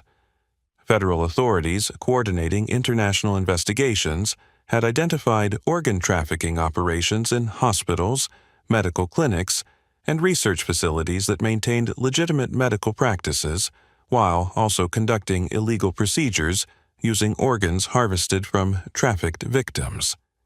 The organization operates through legitimate medical institutions that provide cover for illegal activities while also conducting genuine medical procedures that maintain their criminal activity that continues to threaten children throughout the country and internationally, Agent Martinez told Jennifer. The investigation had revealed that systematic organ trafficking was conducted as a global business enterprise with supply chains, distribution networks, and customer service systems that operated like legitimate commercial organizations while conducting the most serious forms of criminal exploitation. As Jennifer completed her graveyard shift and prepared to continue her routine patrols, she understood that her work during overnight hours involved more than responding to individual criminal incidents and maintaining community safety. The graveyard shift brings us into contact with evidence of systematic criminal activity that operates beneath the surface of normal community life, Jennifer reflected as she considered the ongoing implications of her discovery. The peaceful, residential neighborhoods where Jennifer conducted her patrols contained families who believed their children were safe and protected. But the investigation had revealed that sophisticated criminal networks operated among legitimate community institutions while conducting systematic exploitation of vulnerable children. Jennifer's discovery of Emma Martinez's bicycle had led to the rescue of specific victims and the disruption of particular criminal operations. But it had also revealed the existence of global criminal enterprises that continued to threaten children through systematic trafficking and organ harvesting operations. Officer Clark, your graveyard shift patrol has contributed to one of the most significant investigations into systematic child exploitation that federal authorities have conducted, Agent Martinez told Jennifer.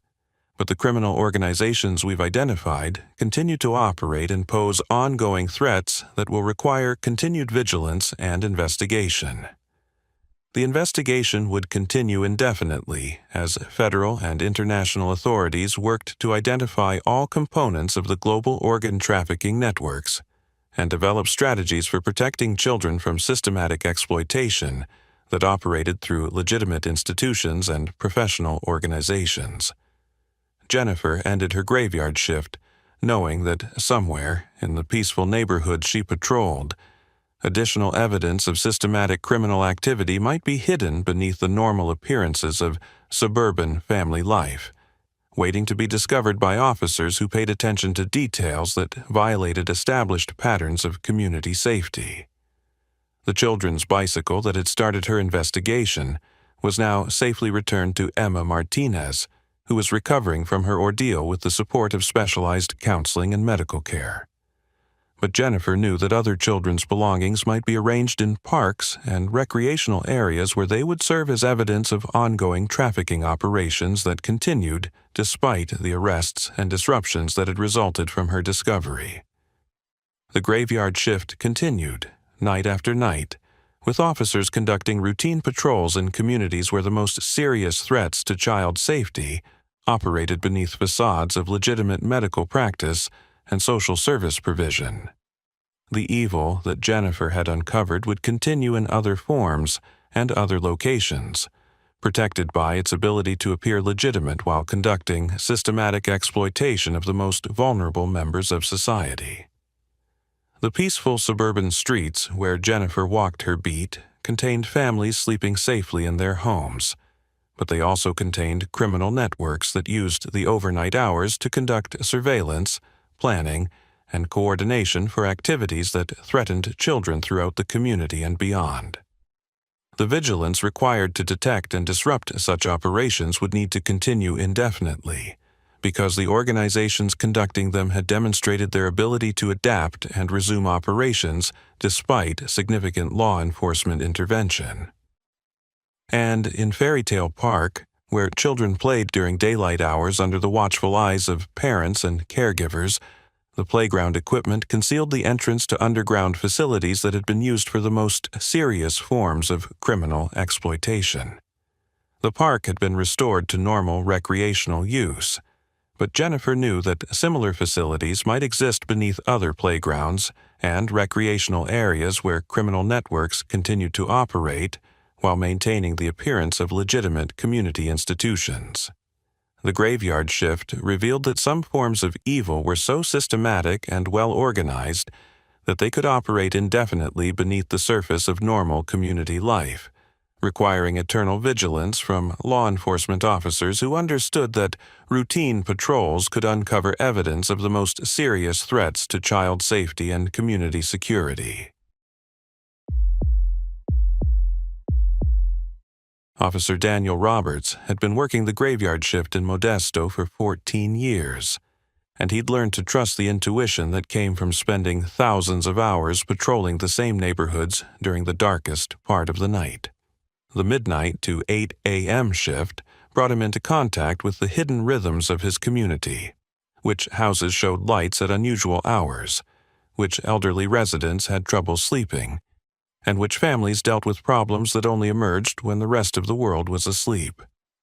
But as he drove slowly through the Vintage Fair neighborhood, responding to what seemed like a routine wellness check on an elderly resident who hadn't been seen for several days, he had no idea that this call would challenge everything he thought he knew about the fine line between helping someone and becoming complicit in something far more disturbing than he could imagine. The radio call had come in at 12:43 a.m. from a neighbor who was concerned about 73-year-old Margaret Anderson, a retired librarian who lived alone in a small house on Elm Street and was usually very consistent about her daily routines. According to the caller, Margaret hadn't been seen for 3 days. Her mail was accumulating, and her porch light, which she always turned on at sunset, had remained dark for the past 2 nights. Unit 14, respond to 628 Elm Street for a wellness check on elderly resident Margaret Anderson. Caller reports resident hasn't been seen for approximately 72 hours and is not responding to knocks on the door or phone calls. Daniel keyed his radio as he turned onto Elm Street, feeling the familiar concern that came with wellness checks on elderly residents who lived alone.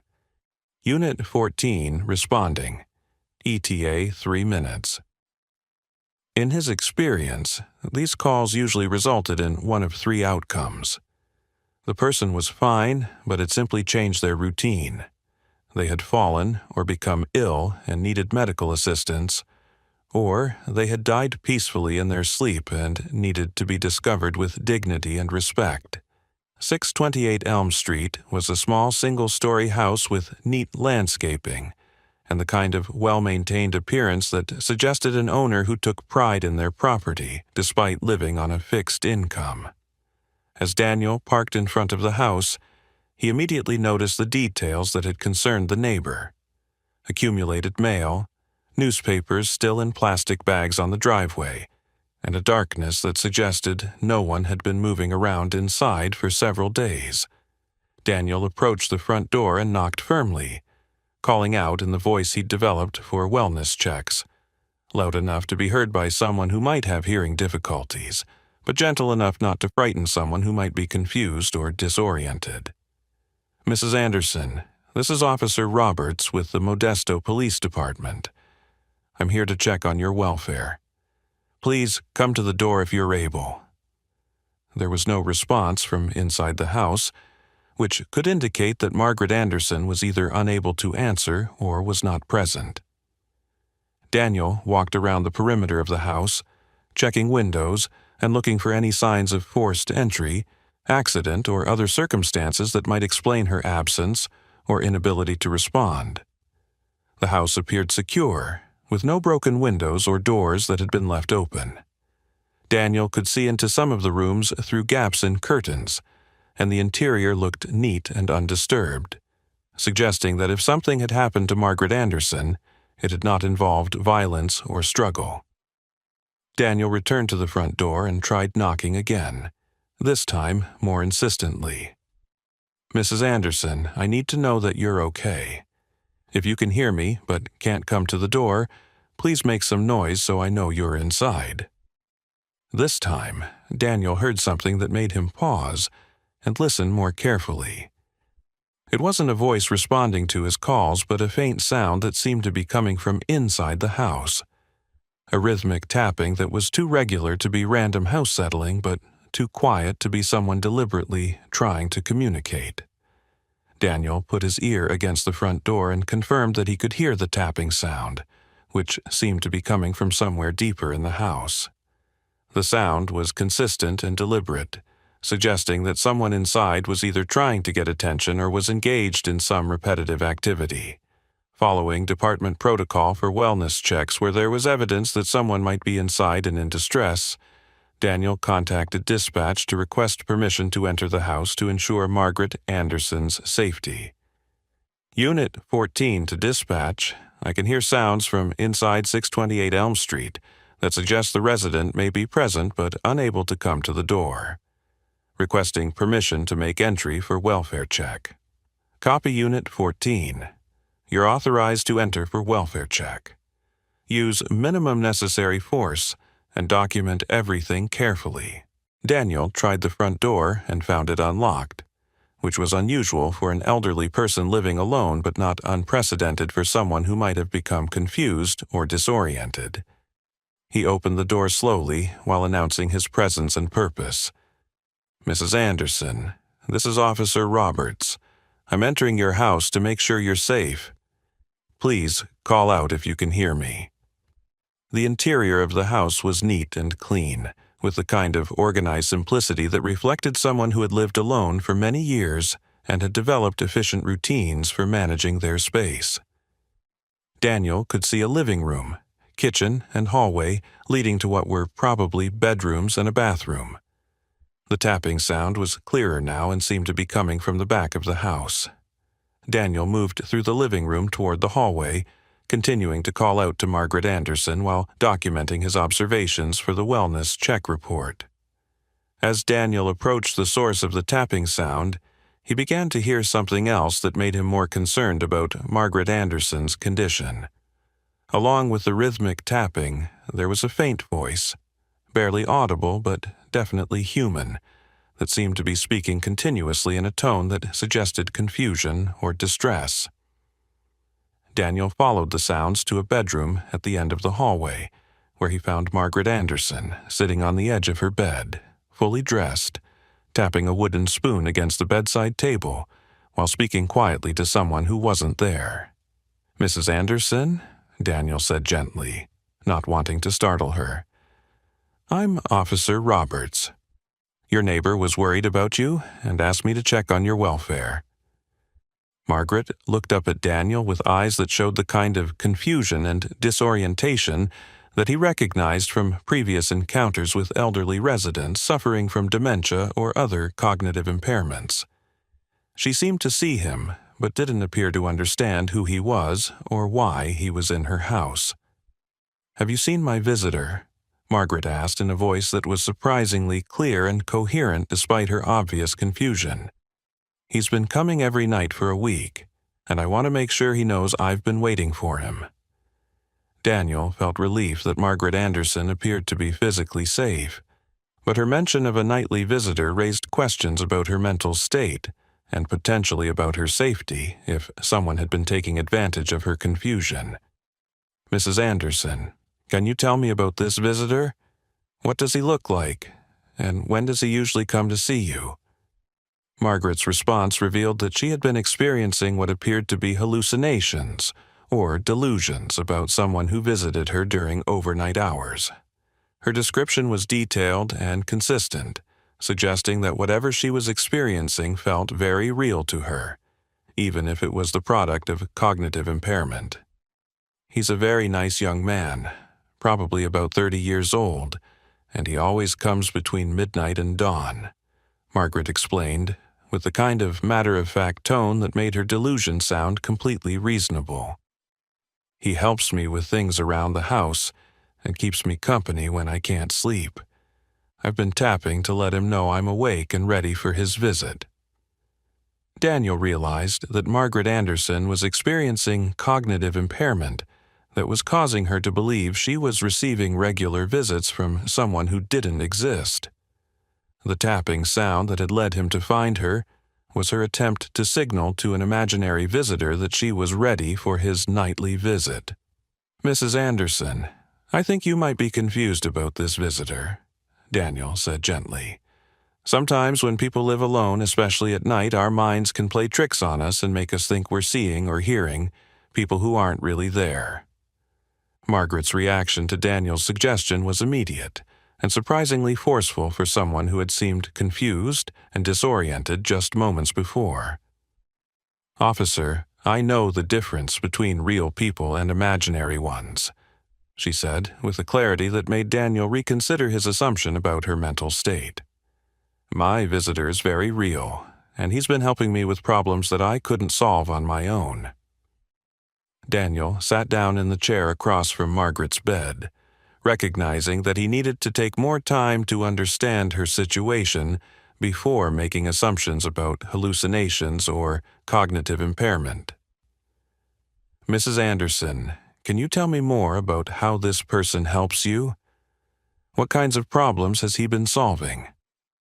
Margaret's response revealed details that were far more specific and practical than Daniel would have expected from someone experiencing delusions. Last Tuesday, my kitchen faucet was dripping and I couldn't get it to stop. He fixed it for me that night, and it hasn't dripped since. Thursday, my back door lock was sticking, and he adjusted it so it works perfectly now. Yesterday, he helped me organize my medications so I wouldn't get confused about which ones to take when. The specificity of Margaret's examples and her mention of tangible improvements to her house made Daniel more concerned about the possibility that someone was actually visiting her during overnight hours. If Margaret wasn't hallucinating, then someone had been entering her house while she slept, and that person's intentions might not be as benevolent as Margaret believed. Mrs. Anderson, how does this person get into your house? Daniel asked. Do you let him in through the front door, or does he have a key? I never see him arrive or leave, Margaret replied. I just know that when I'm tapping to let him know I'm awake, he always appears in my house sometime during the night. He never uses the front door because I would hear that. He must know another way to get inside. Daniel felt a chill as he realized that if Margaret was telling the truth, someone had been regularly entering her house during overnight hours without her knowledge of how they gained access. The visitor could be someone who had figured out how to enter the house without detection and was taking advantage of Margaret's isolation and possible confusion to gain her trust while pursuing unknown motives. Mrs. Anderson, I need to check your house to make sure all the doors and windows are secure, Daniel said, recognizing that he might be dealing with a breaking and entering situation rather than wellness check on a confused elderly resident. Can you stay here while I look around? Daniel began a systematic examination of Margaret's house, checking all doors and windows for signs of forced entry or unauthorized access. What he found would transform his understanding of the situation and raise disturbing questions about who had been visiting Margaret Anderson during the overnight hours. The back door showed subtle signs of tampering around the lock mechanism. Scratches and wear patterns that suggested someone had been manipulating the lock regularly over an extended period. The lock itself appeared to function normally, but Daniel recognized the signs of someone who had developed the skill to open it without a key. More concerning, Daniel found evidence in the kitchen and living room that someone had indeed been in the house recently and had been making the improvements that Margaret had described. The kitchen faucet showed signs of recent repair work, the back door lock had been lubricated and adjusted, and Margaret's medications were organized in a way that appeared professional and systematic. Mrs. Anderson, Daniel called as he returned to the bedroom. Someone has definitely been in your house, and they've been doing the things you described. This isn't your imagination, but I'm concerned about who this person is and why they're coming into your house without your permission. Margaret's response revealed that she had not given permission for the visits and had no idea who the person was or how they had gained access to her house. I don't know who he is, officer. He's never told me his name, and he doesn't talk much when he's here. He just does whatever needs to be done, and then he's gone before I realize it. Daniel realized that he was dealing with someone who had been regularly breaking into Margaret Anderson's house, but instead of stealing property or causing harm, they had been making repairs and improvements. The situation was unlike anything in his 14 years of law enforcement experience. Mrs. Anderson, I need you to understand that Someone entering your house without permission is breaking the law, even if they're helping you, Daniel explained. We need to find out who this person is and make sure they're not planning to hurt you or take advantage of you. Daniel contacted dispatch to request detective division assistance and potentially a crime scene investigation to document the evidence of unauthorized entry and determine the identity and motives of the person who had been visiting Margaret Anderson. Unit 14, requesting detective assistance at 628 Elm Street. I have evidence of ongoing breaking and entering, but the circumstances are unusual and require investigation beyond routine B and E protocols. Copy Unit 14. Detective Martinez en route, ETA 15 minutes. As Daniel waited for detective assistance, he continued talking with Margaret Anderson to gather more information about her mysterious visitor. What he learned would reveal that the situation was even more complex and potentially dangerous than he had initially realized. Mrs. Anderson, besides the repairs and help with your medications, has this person ever asked you for anything or tried to get information about your finances, your family, or your personal business? Margaret's response revealed that her visitor had indeed been asking questions, but not about the topics that Daniel would have expected from someone with criminal intentions. He asks me about my health, about whether I'm eating properly, and about whether I have family members who check on me. He seems very concerned about my welfare, but he's never asked about money or valuables. The pattern Margaret described suggested someone who was conducting welfare checks rather than planning criminal activity, but the unauthorized entry and secretive nature of the visits indicated that the person's motives might be more complex than simple concern for an elderly resident's well-being. Daniel began to consider the possibility that Margaret Anderson's visitor might be someone with access to information about elderly residents who lived alone, perhaps a home health care worker, social services employee, or someone else who had legitimate reasons to be concerned about her welfare, but was using unauthorized methods to provide assistance. Mrs. Anderson, have you had any contact with social services, home health care workers, or other people whose job involves checking on elderly residents? Daniel asked. I haven't had any official visits from social services or health care workers, Margaret replied. But about 2 months ago, a young man came to my door during the day and said he was conducting a survey about services for elderly residents. He asked a lot of questions about whether I had family nearby, whether I had help with household tasks, and whether I felt safe living alone. Daniel realized that Margaret's daytime visitor might be the same person who had been entering her house during overnight hours. The survey had provided an opportunity to assess her living situation, identify her vulnerabilities, and potentially plan the unauthorized visits that had been occurring. Mrs. Anderson, can you describe the person who conducted the survey? Did he give you any identification or business cards? Margaret's description of the survey worker matched her description of her nighttime visitor, confirming Daniel's suspicion that the same person was responsible for both contacts. More concerning, Margaret had no official documentation of the survey, suggesting that it had been conducted under false pretenses.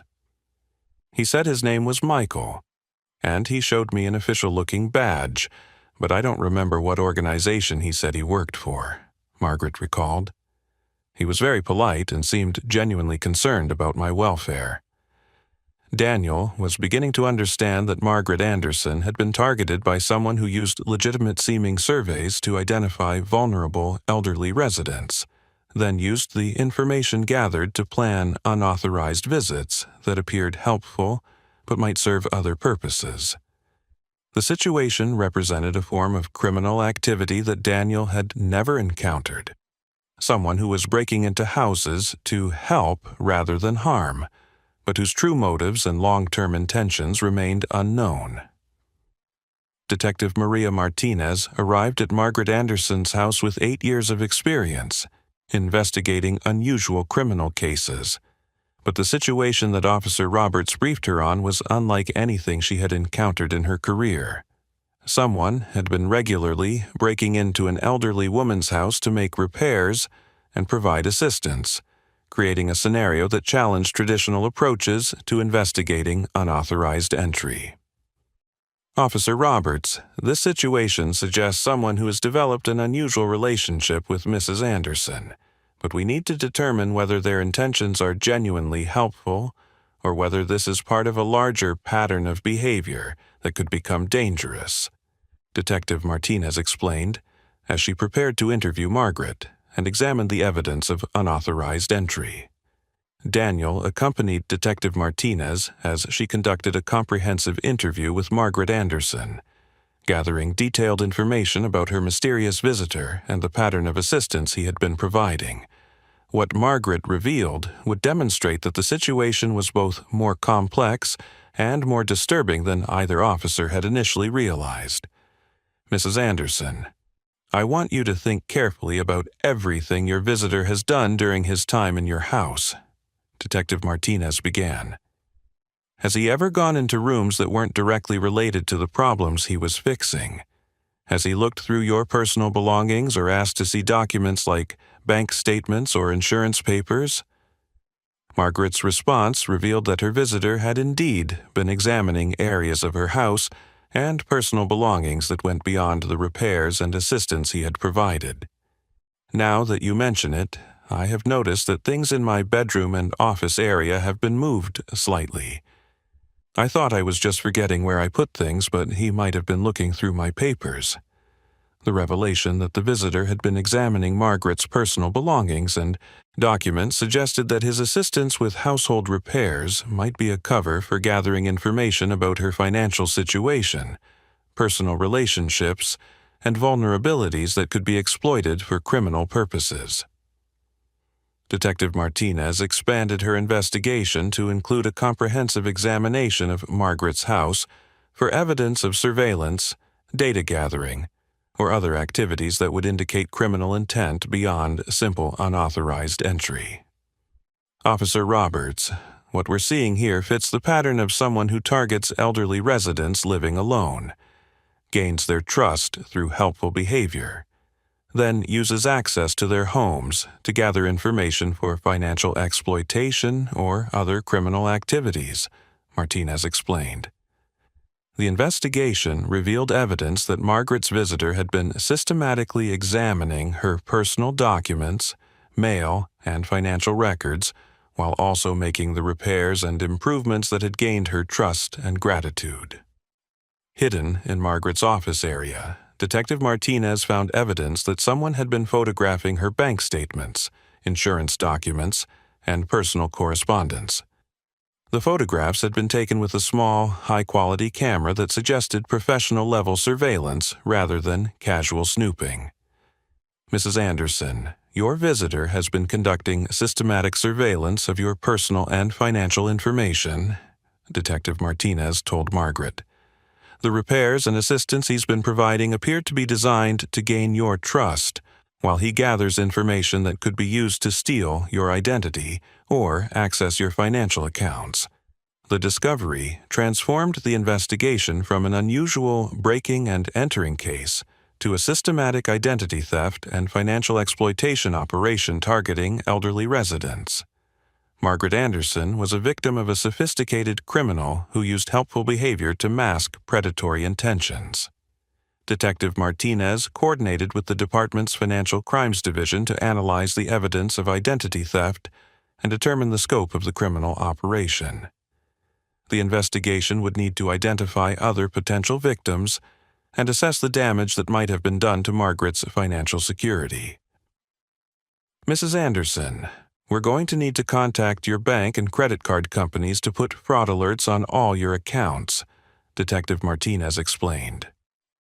We also need to review your financial statements to see if any unauthorized transactions have occurred.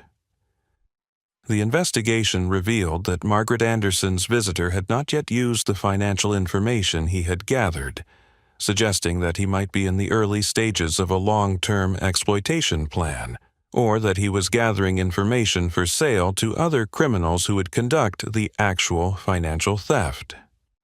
Detective Martinez's analysis of the surveillance evidence revealed that the criminal had been using sophisticated techniques to gather comprehensive information about Margaret's financial situation, personal relationships, and daily routines that would be valuable for planning various forms of exploitation. The level of surveillance and information gathering suggests someone with experience in identity theft and financial exploitation, Martinez observed. This person has been conducting professional-level intelligence gathering while using helpful behavior to avoid suspicion.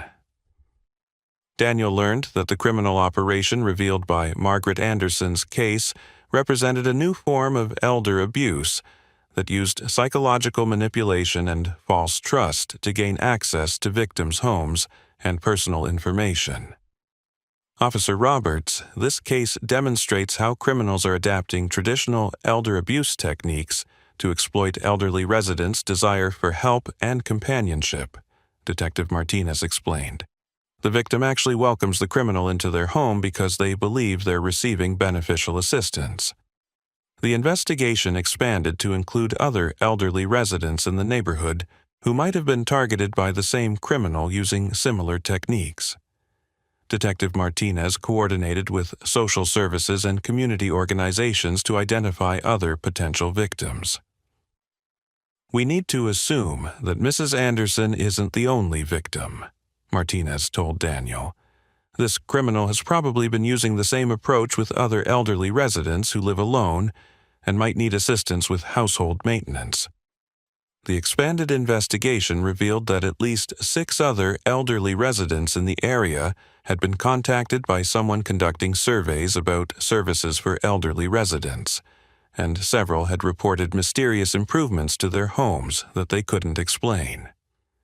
The criminal has been operating systematically throughout this neighborhood, identifying vulnerable elderly residents and using the same approach to gain access to their homes and personal information, Detective Martinez concluded.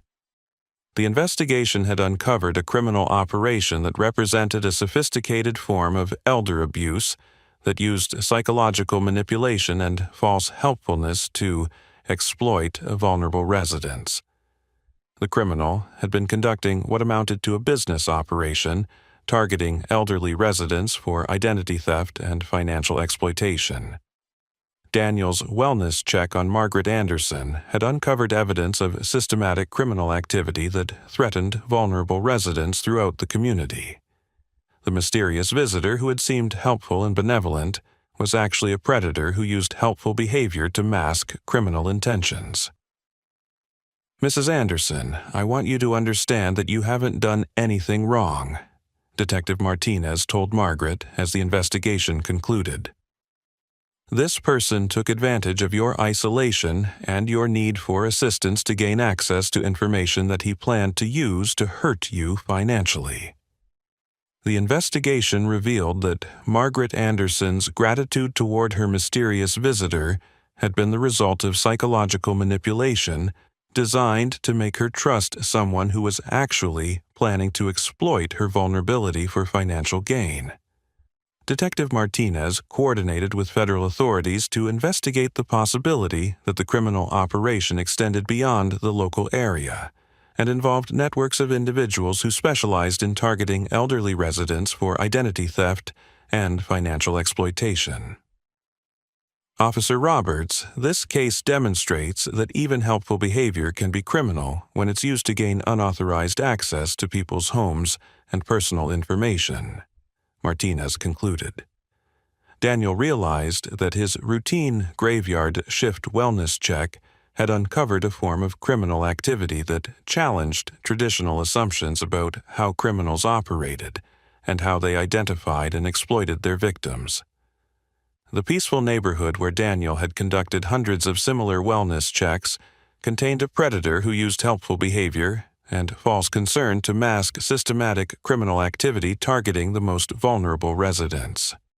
Margaret Anderson would require ongoing support to address the psychological impact of learning that someone she had trusted and appreciated was actually planning to exploit her for financial gain.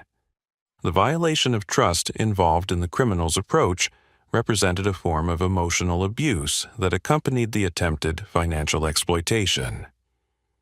Mrs. Anderson, we're going to make sure you have support from social services and community organizations to help you feel safe and secure in your home, Detective Martinez assured her. The investigation would continue as law enforcement worked to identify and arrest the criminal responsible for the systematic exploitation of elderly residents. The case had revealed a form of elder abuse that used psychological manipulation and false helpfulness to exploit vulnerable people's trust and gratitude. Daniel ended his graveyard shift knowing that his response to a routine wellness check had protected an elderly resident from financial exploitation and had uncovered criminal activity that threatened vulnerable people throughout the community.